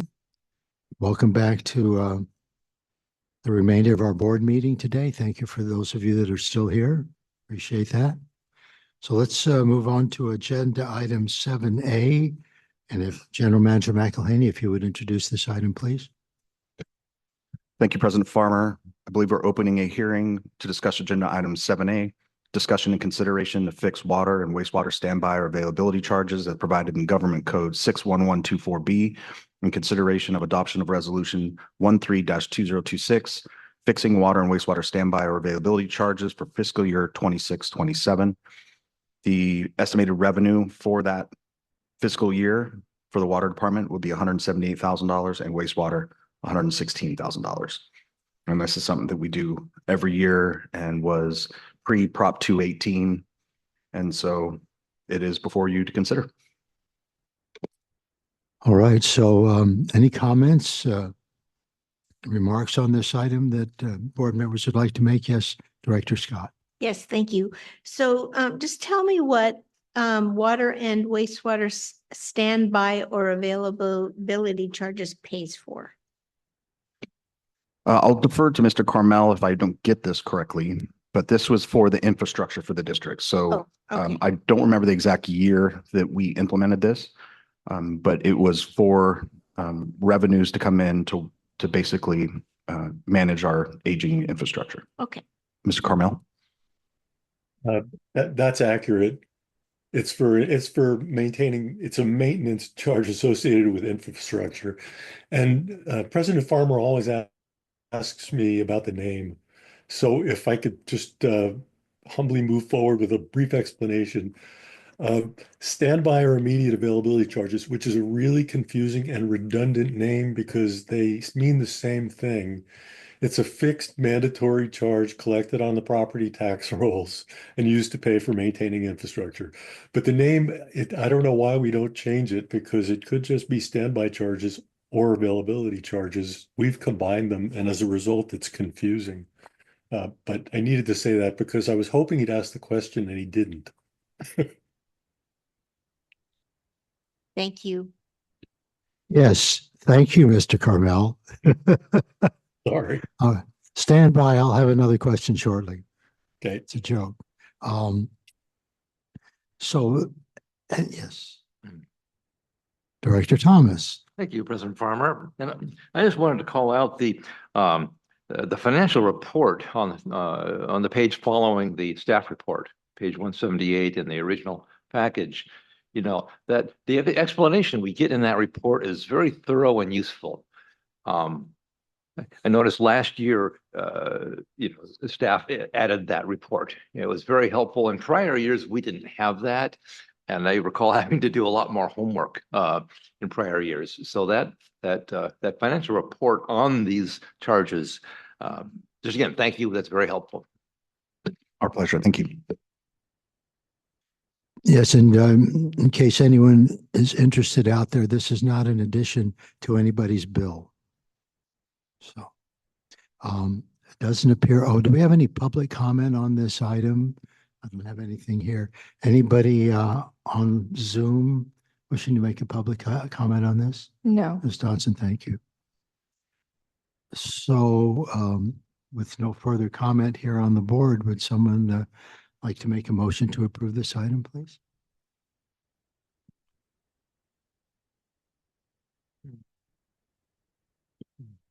Director Thomas. Thank you, President Farmer. I'll move that we adopt. Have we closed the public hearing? No. Yeah. Oh, we haven't closed the public hearing. Okay. Then we need to do that first. It's not a public hearing. Oh, hearings. Okay. We put it under hearings and appeals. My apologies. Okay, then I move that we adopt resolution 13-2026, establishing water and wastewater standby or availability charges for fiscal year 2026-2027. Second motion. All right, thank you. We have a motion and a second, and I want to thank Director Thomas for always being attentive to detail. So thank you so much. And a roll call, please, Ms. Dotson. Director Thomas. Aye. Vice President Dean. Aye. Director Scott. Aye. President Farmer. Aye. All right, moving on to item 8, which is the starting with the general manager's report. So General Manager McEhaney, I know you have a few items that are here in our agenda packet, but you were recently up in Sacramento. Perhaps you can give us a report as to what took place there. Thank you, President Farmer. Yes, so I attended our special districts legislative days in which the CSDA put on a short conference regarding a lot of the bills that are going to be coming before the state. And some of those can affect special districts, counties, cities. And a lot of them had to do around the use of AI in the workplace. And so there's a couple bills that the CSDA is opposing because it restricts the use of AI significantly. The language within those bills is rather broad, and it can affect special districts in various ways. One of them is through HR. There's a lot of collective bargaining groups that are worried about access to data, personal data from the HR side that would potentially be affected by the use of AI. There is another bill that is discussing the use of AI in general in the workplace. And because that language is so broad, things like cell phones can be considered AI. Our SCADA system could be considered AI. And when we look at special districts, and especially districts like ourselves that run with a lean fleet, so to speak, AI is pretty important and will become more important and becoming more efficient. And so when you take away those tools, and I think some of the big push with these bills is the private sector is using them heavily and eliminating some of our workforce through AI's efficiencies and their ability to do the job a little faster, a little bit better. And so there's some concerns the way the bills are framed that don't take into consideration the way that public agencies operate. And so I spent a full couple days there. We went to the Capitol and the Annex building to meet with legislative aides. Unfortunately, Assemblywoman Addis was in a hearing, so we didn't get to meet with her personally, but we, as a group of us in our region, as far as special districts, went and spoke with the legislative aides and pleaded our case on why we oppose some of these bills. So it's pretty informative. There's a lot of other information that was handed out on some other bills that are coming up as it applies to retirement for safety members. There's a bill in which safety members would actually be able to go down to a lower retirement age for full retirement. So under PEPRA law, it's 2.7 at 57, and they're looking at lowering that back down to 55 because of the wear and tear that it takes on safety personnel. So a lot of things were covered. So it was pretty informative. Thank you. You have other items as well on your general manager's report, yes? Absolutely. I'll continue. On April 23rd, we had this scheduled for the Meet the GM, but as we know, we have a special meeting at 10 o'clock. So what we'll do is we'll take a break from the Meet the GM at 10, and however long that special meeting lasts, we'll go back into the dining hall and finish that up, and that's on April 23rd. Our coastal development permit is going before the Board of Supervisors on June 16th. That's been confirmed by county planning, and the district will be ready to defend its position on some of those 6 appeals. For the skate park, we've made some significant progress in terms of the permitting. That permitting has gone through. There's a few other things that we need to pay for in the permitting process as it applies to a grading permit and things of that nature, but we've got that part handled. The RFP, working with Mr. Carmel and Rattan and Tucker, is almost finalized. There's been a request for an updated engineering estimate because those old estimates are about 2 years old. I spoke with Mr. Soto, and he's willing to update that and prepare that pretty quickly. So that shouldn't be much of a delay there. And then we'll have everything that Mr. Carmel needs to get the RFP over to us. And as board directed, we've already been authorized to issue that RFP. So we'll issue that RFP as soon as it's finalized, and more than likely schedule a special meeting after it's been open for about 4 weeks. And then we'll have the consultant analyze those RFPs, select the lowest responsible bidder, And then we'll bring that before the board in some form or fashion of a special meeting. We covered the evacuation preparation event. Please pass the word. Again, Mr. Katali from Katali Consulting will be here. Very experienced and has gone through several, disasters in the LA area. And that brings a different lens from which to view preparation through. Again, we'll have our go bags to hand out to the community. We have the new times, and I believe KSBY that'll be covering that shortly. And that begins at 9 a.m. on April 18th. Then we have some employment opportunities in terms of potential vacancies and public records requests that you can review there. And I'm open up to any questions. Yes, Director Scott. Yes, thank you, President Farmer. So we have 6 individual appeals for the WRF That is correct. application. Do they have different kinds of reasons for appeals? And is that public information, the people who have appealed? It is public information. It is on the portal. County's portal can be a little difficult to navigate, but I do have those available if you'd like to see them. As far as the theme of them go, they're all pretty consistent. One of them was ZLD, right? They really wanted to see the ZLD report. And so we've given that report to the county and they've taken note of it and they're going to put it in their file. Environmental impacts, which we have plenty of studies, in-stream flow studies to defend the district's position. So we feel pretty confident that we'll be able to move through this process. Okay, thank you. Yes, General Manager McElhaney, I just want to clarify with regard to the event a week from this Saturday, the evacuation preparation meeting. It's from 9 to 5, but it appears as if the presenters, it's going to start from 9 until a lunch break and then start at the same presentations that took place starting at 9 will take place starting at 1. So I guess you could show up late on the first one and then hear the remainder of it starting after lunch. But so that's basically what it is. It's two presentations that are exactly the same, starting at those 2 different times, right? That's correct, President Farmer. One will start at 9 a.m. to 11. And then our community liaisons will begin their go bag demonstrations and handing out some of the starter go bags. Okay. That'll go to about 12:30. We'll take a short lunch break.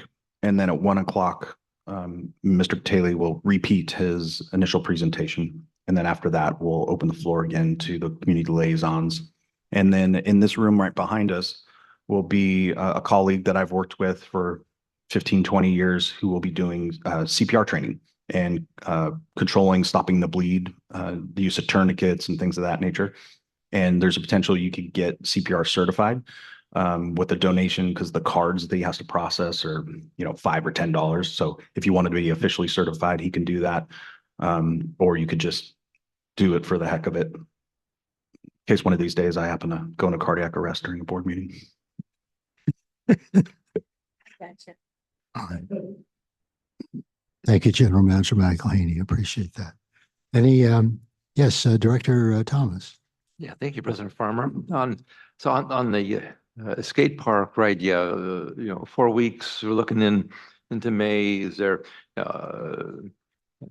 You probably have a feel for how long it's going to take Raton and Tucker to go through their process, and at this point, you probably have a rough estimate of when we might land on a board special meeting for that, and just looking at that time frame and vacations and such in May, it might be a good to throw out a date that we all land on sooner rather than later.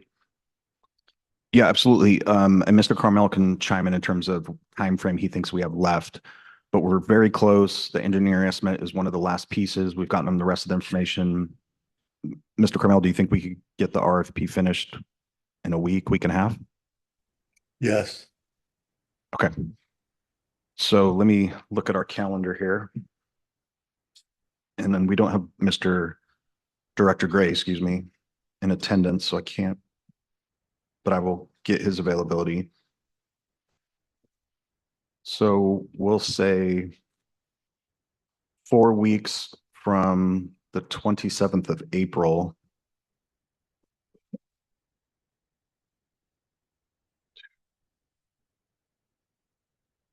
Four weeks is not enough.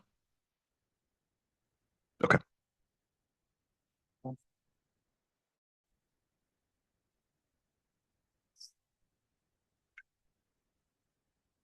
Mr. Green and I are conversing over here, and maybe the board would like some input on it. He thinks 4 weeks could be a tight timeline to get enough contractors to bid on it. 6 weeks? In terms of it being open, the RFP being open. I think probably longer than 4 weeks. We've experienced this when we did the AMI project. We were out for a very short period of time because we needed to strike again while the iron was hot and get that process rolling. But I felt like if we could have had that timeline another week or so, we would have probably got a couple of vendors. So it'd just be my advice to maybe think about that timeline and add another week or two, because a month is a quick timeline to turn around $1 million plus proposal on something like this, especially something that's just, it's kind of complex what we have to do here with the retaining wall and the foundation, and then come back in and pour the actual park and features itself. So I just think I'd behoove you to maybe give a little bit more leniency or grace period for a return time on RFPs. So, if I understood you correctly, the RFP is going to be available to be put out. So contractors can bid on this in about a week and a half, I believe is what you said. Right? I think that's what Mr. Carmel said. We'll target the 25th, hold on. We'll target the 27th of April to push out the RFP. And then from there, the discussion would be, is the board amendable to a 6-week window for the RFP? That would push us into the week of June 8th. Right. Then you would just land on the regular board meeting. We could, as this is not controversial, but this is a hot topic. And so we had thought we may want to do it on its own meeting, but if the board would like to place it on the June agenda, it'll just be a longer meeting. Yeah, thanks. I'm probably speaking out of turn, and that's between you, the president and vice president. I'm certainly available that week in the so.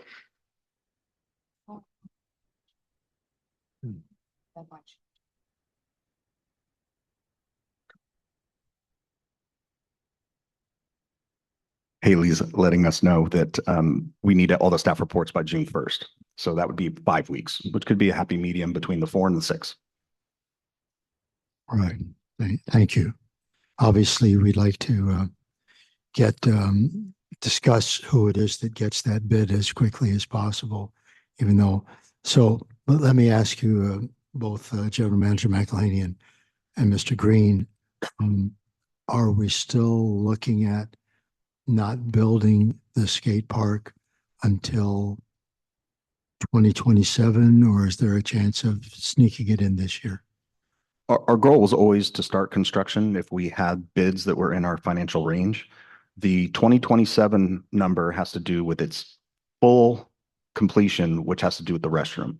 So the pre-manufactured restroom has a 10-month lead time, and we can't purchase that restroom and begin that lead time until we've landed on the amount that this park is going to cost. So I believe if the RFPs came back, the money is there, we can start construction in 2026. That we could start construction in 2026? Yes. Even with the complications with the restroom? Yes. We believe that the restroom will be a part of the project, and we have, I think it's 2 years per the permit or a year for the permit. I believe it's 2 years. 2 years. So that permit would last throughout the installation of that restroom, even with the 10-month lead time. And then once the park is completed, then we would apply for a temporary occupancy permit and use porta potties, which I think the county might let us do. All right. Well, that's what we needed to hear right there. Cool. All right. Well, that's that's a good feeling of that possibility. I mean, yes, Vice President Dean. So did we come up with a week that we might have it before the board? Or are we? So that would be the week of the June meeting. That is the 8th through the 12th. And I don't know if the 12th is a staff day off, but that would be the week. The board meeting, I believe, Mrs. Dodson, would be the 11th of June, or we could do a special meeting just for the skate park RFP on the 8th, 9th, 10th, or potentially the 12th. All right, thank you.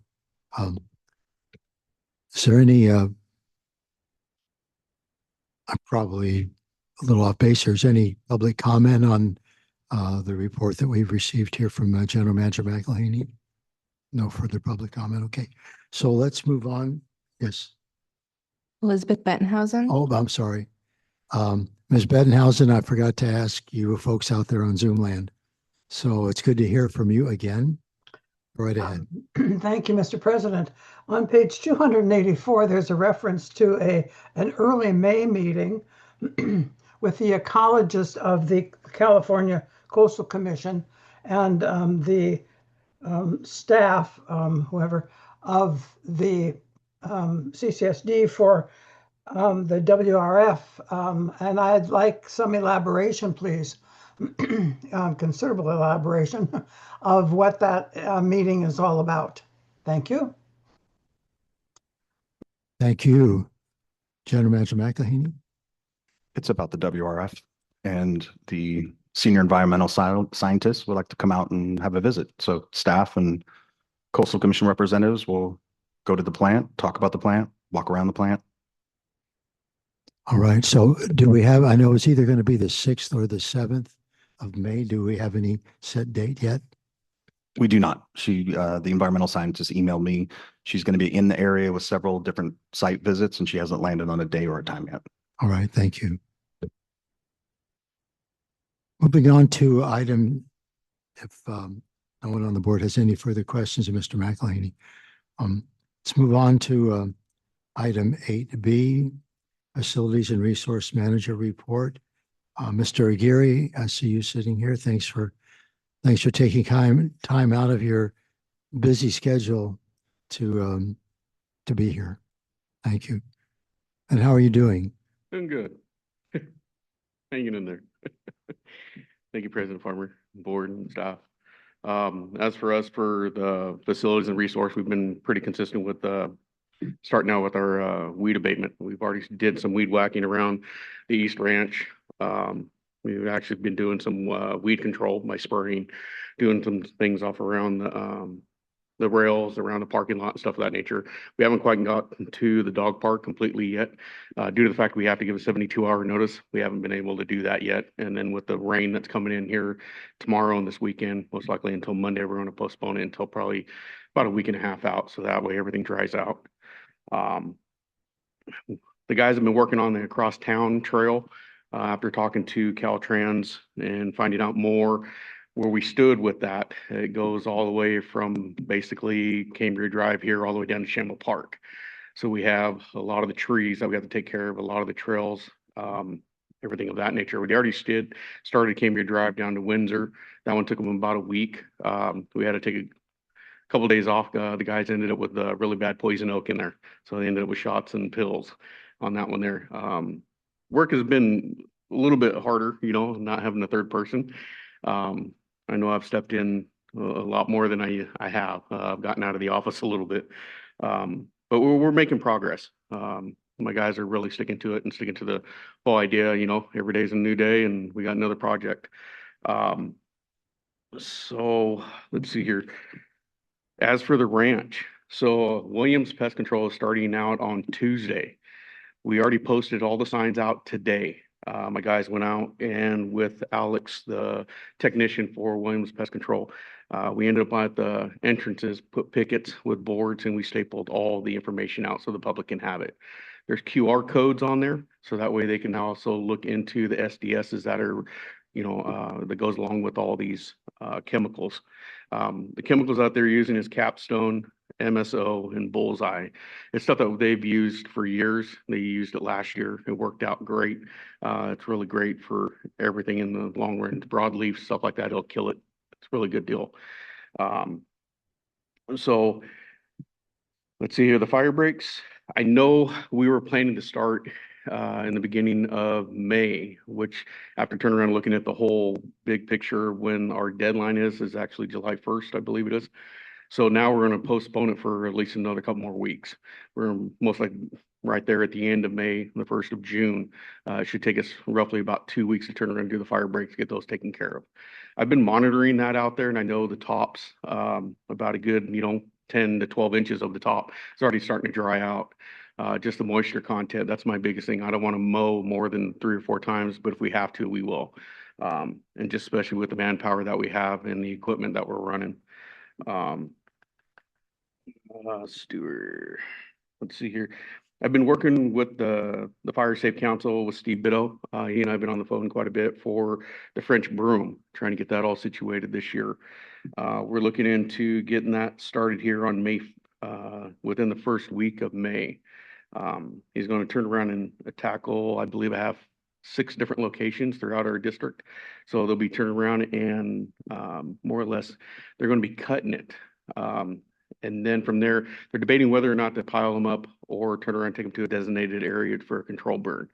They're actually looking into a location to turn around and have that done, because in our area here, it would interfere with Highway 1, which is not good because then it causes accidents and interference with the flow of traffic there.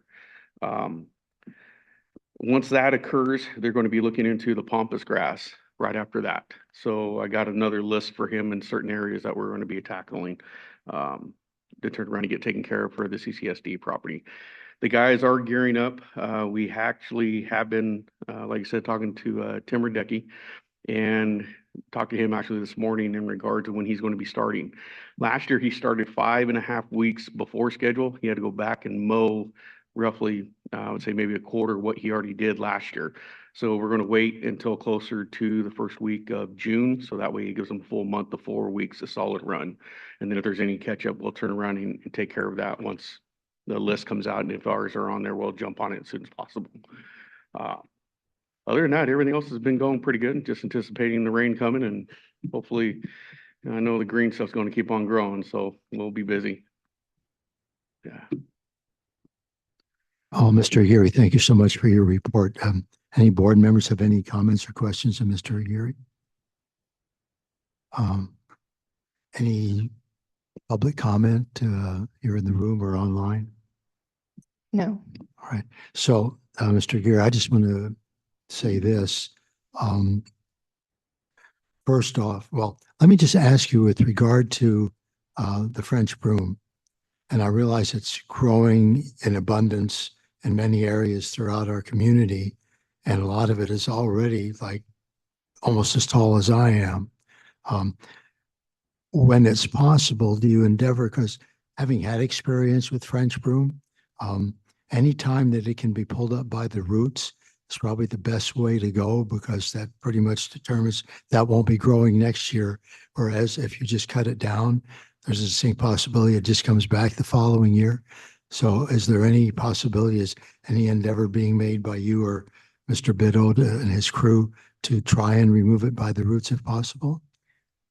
The conversation we had today, it was yes, there's certain ones, like he was saying, he goes, it's going to be stretched out, it's going to be a little late in the year. And as you can tell, some of the stalks are already about an inch and a half, even bigger than that in some of the areas. The spray that they were using, I know 2 years ago, and they're going to be continuing using, after they cut it, they're going to be spraying the root ball, just the head that's exposed. So that way it'll eliminate that. That's why one of the things he was talking about was the piling. He goes, because once you pile it up, all you're doing is receiving it from that point.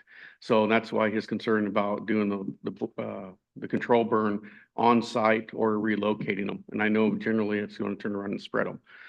But with him, yes, his crew, I know there's a lot, he has quite a few hand crew that do, and they do quite a bit of pulling if they are smaller than a ½ inch or so. That's always the big thing, doing it that way. And then the rest of it, they cut them with the chainsaws and then spray the trunks of it. All right. All right. Thank you. And just my own personal opinion, David, the fact that it's raining this weekend maybe that means that you and your crew don't have to get out and do any work. I mean, because it's raining. So get a real nice restful weekend, okay? All right, thank you. You bet. To the finance manager's report, which is always good news. Ms. Fritz, I was trying to create a little humor there. I know, setting me up. Thank you, President Farmer.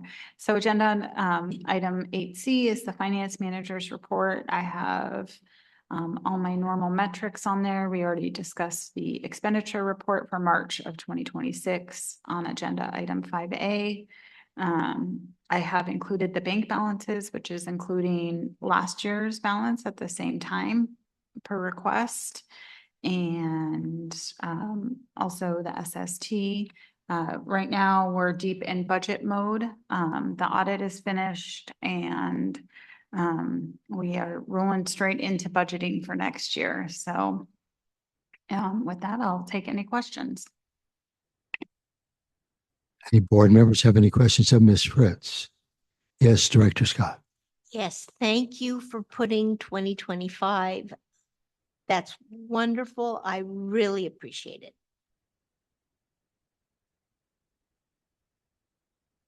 All right, thank you. I thought Ms. Fritz was going to say something. She's just smiling. So, yes. That was my request because I really want to know where we are today in comparison with the same time last year. So that's really helpful. I just want to say that I know the district is challenged financially in so many areas, and we're truly grateful. I'm going to speak for the entire board and Ms. Director Gray. We are truly grateful to have Ms. Fritz as our finance manager. I know you have a different title, but thank you so much for the work that you do. Thank you. All right, moving on to, do we have any public comment on the finance manager's report? No. Oh, all right, thank you. Thank you. All right, moving on to Mr. Green and the utilities report. Great. Thank you, President Farmer. Utilities report will begin as we do with wastewater. So our SST, our equalization basin, with the metal that had to be repaired and blasted and recoated, it's reaching completion here, at least the interior portion of it. So this is one of the last huge major components of the SST project that we're nearing completion on. We are still looking forward to an August date for completion of the SST. So I know the wastewater operators and myself will definitely be glad to have less traffic, less noise, and less activity at the plant. But we're really pleased at the progress that's being made here finally with the SST. And we've seen early numbers come in. Some of this was not with the whole wastewater plant running in its entirety, but we're looking at a 33% reduction just right now in our power bill from our first couple months of operating in full cycle or full term status with our nearly all of our SST EDMs completed. So that's fantastic news there. Other SST, our master control, our MCC conductors were installed during the month. All the underground, the 350 lineal feet of excavation that we have to do for new air line and new waste lines put in, that was all paved and concreted over during the month of March. So that's given us some space to walk and some less safety hazards from like trip or spill hazards right there for walking into that. Mr. Green, my apologies for interrupting you. This is just for clarification for folks that may not know. SST stands for Solid Solutions Turnkey Program, which is funded in collaboration with PG&E. All right, and this mainly has to do with the major improvements that have been made at the wastewater plant. Correct. And I'll use another acronym, that's ECM, that's Energy Conservation Measures. Right. There was 10 of them that are associated with the SST program. So yeah, those are the kind of continual acronyms I'll reference to. So thank you, President Farmer, for pointing it out.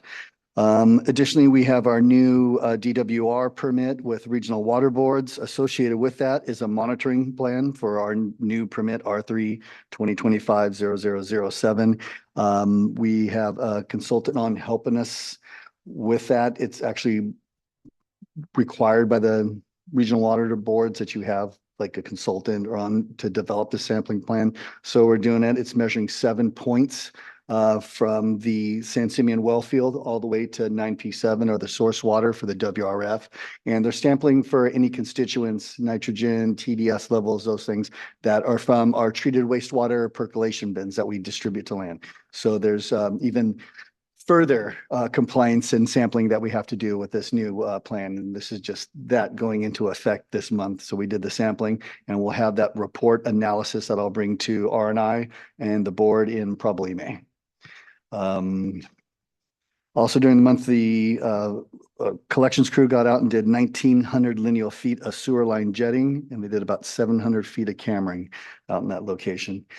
Water, we have a new operator in training for water. Sorry, facility and resources, but he's working out great so far. So you've trained your employees well. So yeah, a new gentleman working for the water side there from F&R. So thank David for that. Also, our superintendent for water, Cody Meeks, received his T4, which is the second highest grade that you can get. The T5 is a very difficult grader certification to obtain because you have to work at a plant that is like millions of gallons a day in production and have all these other metrics. So that's pretty much pinnacle right there for Superintendent Meeks. So I'm really pleased to see that he's obtaining those certifications. Again, we have our backflow operator certification. So we have a new operator who we backflow certified. He performed all the testing at all of our 16 backflows that the district owns. There's 135 backflows in our community that we kind of help monitor along with the health department of the county. Also, we have our first tank in service at Stewart Street. We received an amendment and a permission to operate for the Division of Drinking Water, and that's just fantastic. Also, yesterday in one day, in 8 hours, they completely tore down the last or the current or our, but tank 1 at this time. So that's down, the foundation's gone. So yeah, just in time for the rain to get it all muddy. And so, but the good news is that we've got that tank torn down about half the time than the first tank was torn down or demolished. So that's good news for Stewart Street. So we look for about 5 more months on that project, and hopefully we'll be PTOing and getting the permission to put that online here in August as well. Again, just internally, Mr. Reaper and myself, we've been working on the urban water management plan, our annual water shortage and demand assessments, and we've been looking at a lot of times and creek cessation and Palmer Flats. So right now, even though we're in the stage 1, we're starting to hit a couple metrics and get close to a stage 2. So again, we'll take a stage. Again, you have to provide resolution for us to get into that stage, but we'll be bringing some of this dialogue and metrics to R&I here in the future and maybe advocating for a tick up in our stage drought declaration right now. So as of right now, utility staff is just advocating for the community to have 10% reduction right now. I know it's early and everything's starting to bloom, but 10% reduction this year would be fantastic. Remember, our last bit of precipitation we got was February 16th for us here. So, I mean, this is fantastic. We love to see that rain on the forecast, but the proof's in the pudding. So let's see what we get. It's some late rainfall, which will really help our aquifer regen. It's a little later rainfall in the season, which will help us a little later. But right now, without this rain, we're looking at a memorial cessation for flow at Palmer Flats, which makes our dry season for the San Simeons very long and puts us in that vulnerability where we get to those lower minimum pools in that aquifer, which we never want to approach. So with that, that's all I really have to update for our monthly updates for water and wastewater and utilities. And I guess I could talk about projects a little bit. What's coming up here? We're still performing baseline adaptive management plan operations there. So we did our day and night surveys there. The Cleveland Biology did.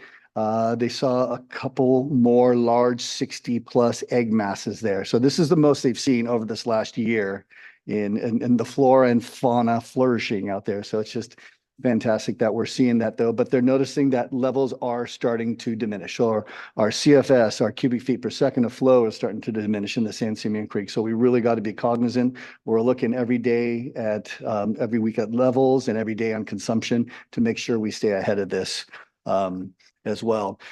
Our San Simeon transmission line, that's our wastewater effluent, and our San Simeon transmission line for our domestic water from the well field. We've finally got our second round of requests for state parks and their exhibits that they want to see for that. Our consultant Canon on that project has provided that to the powers that be at state parks, Doug and Dan. And we haven't heard anything back from it yet, but we look forward to getting that right of entry, which is our last piece, to get that boring and potholing, to get that utility underground information to where we can go and get that final 30–60% as built for this project on there. So that's finally coming around with the cooperation of state parks as well. Stewart Street tanks, we know where we're at with that. Again, we got about 5 more months and we'll get that last tank installed. Santa Rosa Stream Bank, I think we've covered that today. Generator replacement project. President Farmer, I'm a little disappointed you didn't ask about GOT power price. There's a $97,000 charge in there. That's for 1 generator. So we ordered 2. And we'll be releasing an RFP in a couple months for the installation. It's a 26-week lead time, which we're down to 23, but that's part of our generator replacement project we're going to do at our 2 critical booster station locations. That's Stewart Street and then the Lemert booster station and tank areas. Those are both 1986 era Cummins diesel, tier 0, very loud and non-compliant generators anymore. So we'll be looking to replace those in August. So we'll see that Stewart Street tank get completed, and then we'll go in about the same time. We've kind of timed this parallel. About a week or so after that, we'll come in and do that generator replacement at Stewart Street tank as well. So that's coming down the pike. And yeah,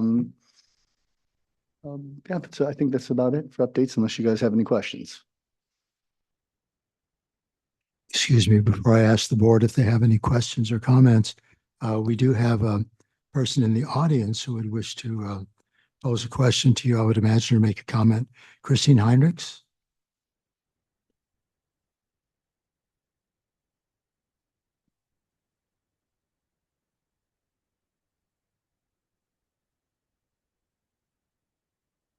Yes, thank you. Well, congratulations on that Stewart Street tank. That's huge. And I think it also justifies, it was expensive to hire an outside firm as a project manager, but I think that's really paid off because it's on time. It's going so smoothly. So congratulations on that.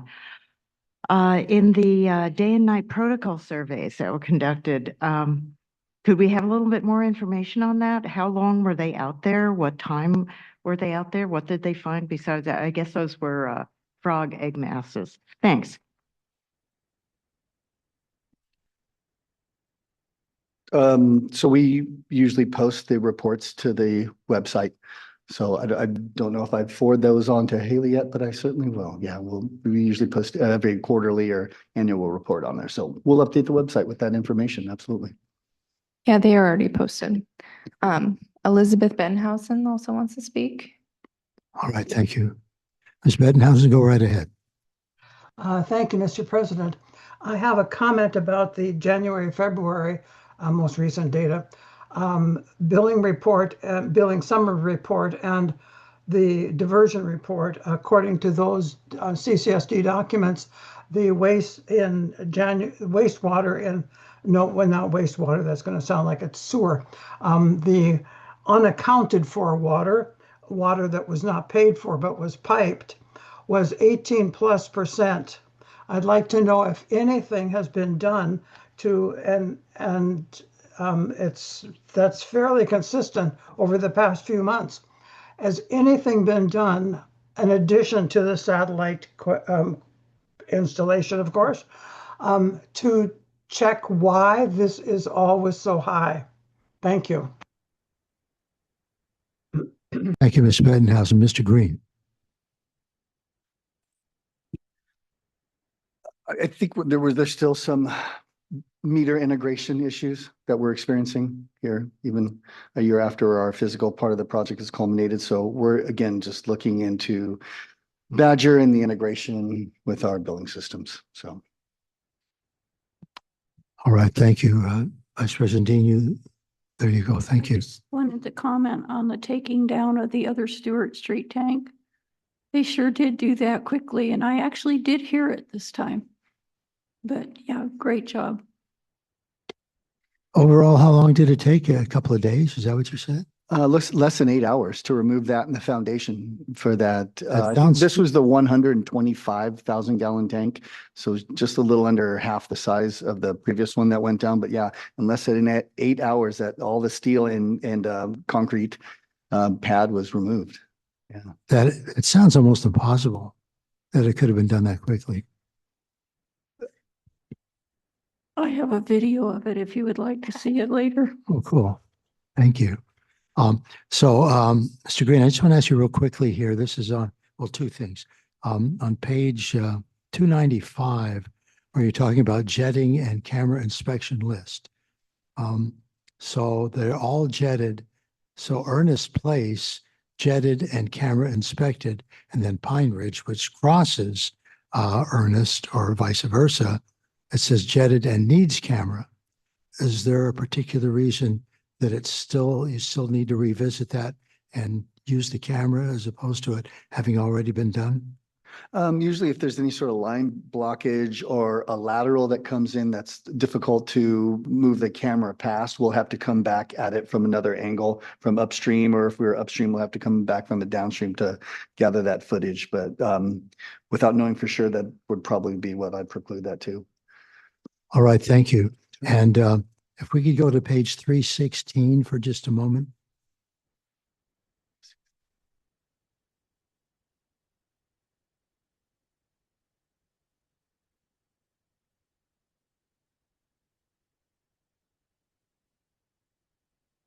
Yes. All right, thank you. If we could just have a very brief, well, however long the explanation needs to be with regard to what the well level is right now, because it starts in March, so obviously we're like not even a month into this. If you could kind of give us an idea as to exactly where the well level is on this particular graph chart. On that graph, so it looks like the 2026 line is that faint white color. If you look at the 18-foot metric on that row, you'll see that white line kind of just going straight. Okay. So right now up to the, what is that, the April 1st line there, it's been fairly static. Not much decline. You'll see that we're on par to that 2022 kind of 2023 era levels. Recent updates, and again, while we're looking at the stage 2 drought, is stage 1 is 91% plus. We're getting down in the same to about the 90% and under, which is not concerning, but it just causes us to be more aware and be cognizant of that line and, you know, making that hockey stick drop there in the future. So does that answer your question, President Farmer, where the 2026 line is? Yeah, it does, and thank you so much. And so I just want to say we can only hope that we have a decent amount of rain over this coming weekend to maybe boost that line going uphill a little bit, because as we can see, this is about the time where it starts dropping down. And the fact that this amount here for our current year is the lowest of all the other 9 years. So even though it's just a little bit, but so we'll keep our fingers crossed that Mother Nature provides. Yeah, an inch right now would do wonders for us. This is very late. This is considered a really late season rain. We get some of the end of March, early April, but being almost 10, 2 weeks into March and receiving this would be fantastic. This is great late recharge for us, especially if Rocky Butte gets 2+ inches up there. They usually get double what we receive here at our Santa Rosa and San Simeon gauges. So yeah, some late season rain would do us wonders. It would make me sleep a lot better in this fall. So yes. Yeah. Well, you mentioned earlier that Palmer Flats is going dry much quicker than normal, right? That's what it's trending for. Yeah, Right. this rain might change that all, and I might look like a liar after this, but yeah, currently right now without this rain, yeah, it's a concern looking at the CFS low in San Simeon and seeing that Palmer Flat cessation at the end of May is kind of concerning for us. Yeah. Yeah. All right. Well, thank you. Thank you so much. So moving on, we have board member committee and liaison reports. Anybody wish to make any comments on reports that they've written? Anybody have any comments on reports that other people have written? Apparently not. Do we have any public comment on any of the board member committee and liaison reports? No. Thank you, Ms. Dotson. So it appears we've arrived at future agenda items. Before I ask the board if they have any, Ms. Heinrichs, you waited here until the end, so you'd like to speak on this item? Yes, thank you. I renew my request again to put the anti-ice resolution onto your next agenda. Thank you. Thank you, Ms. Heinrichs.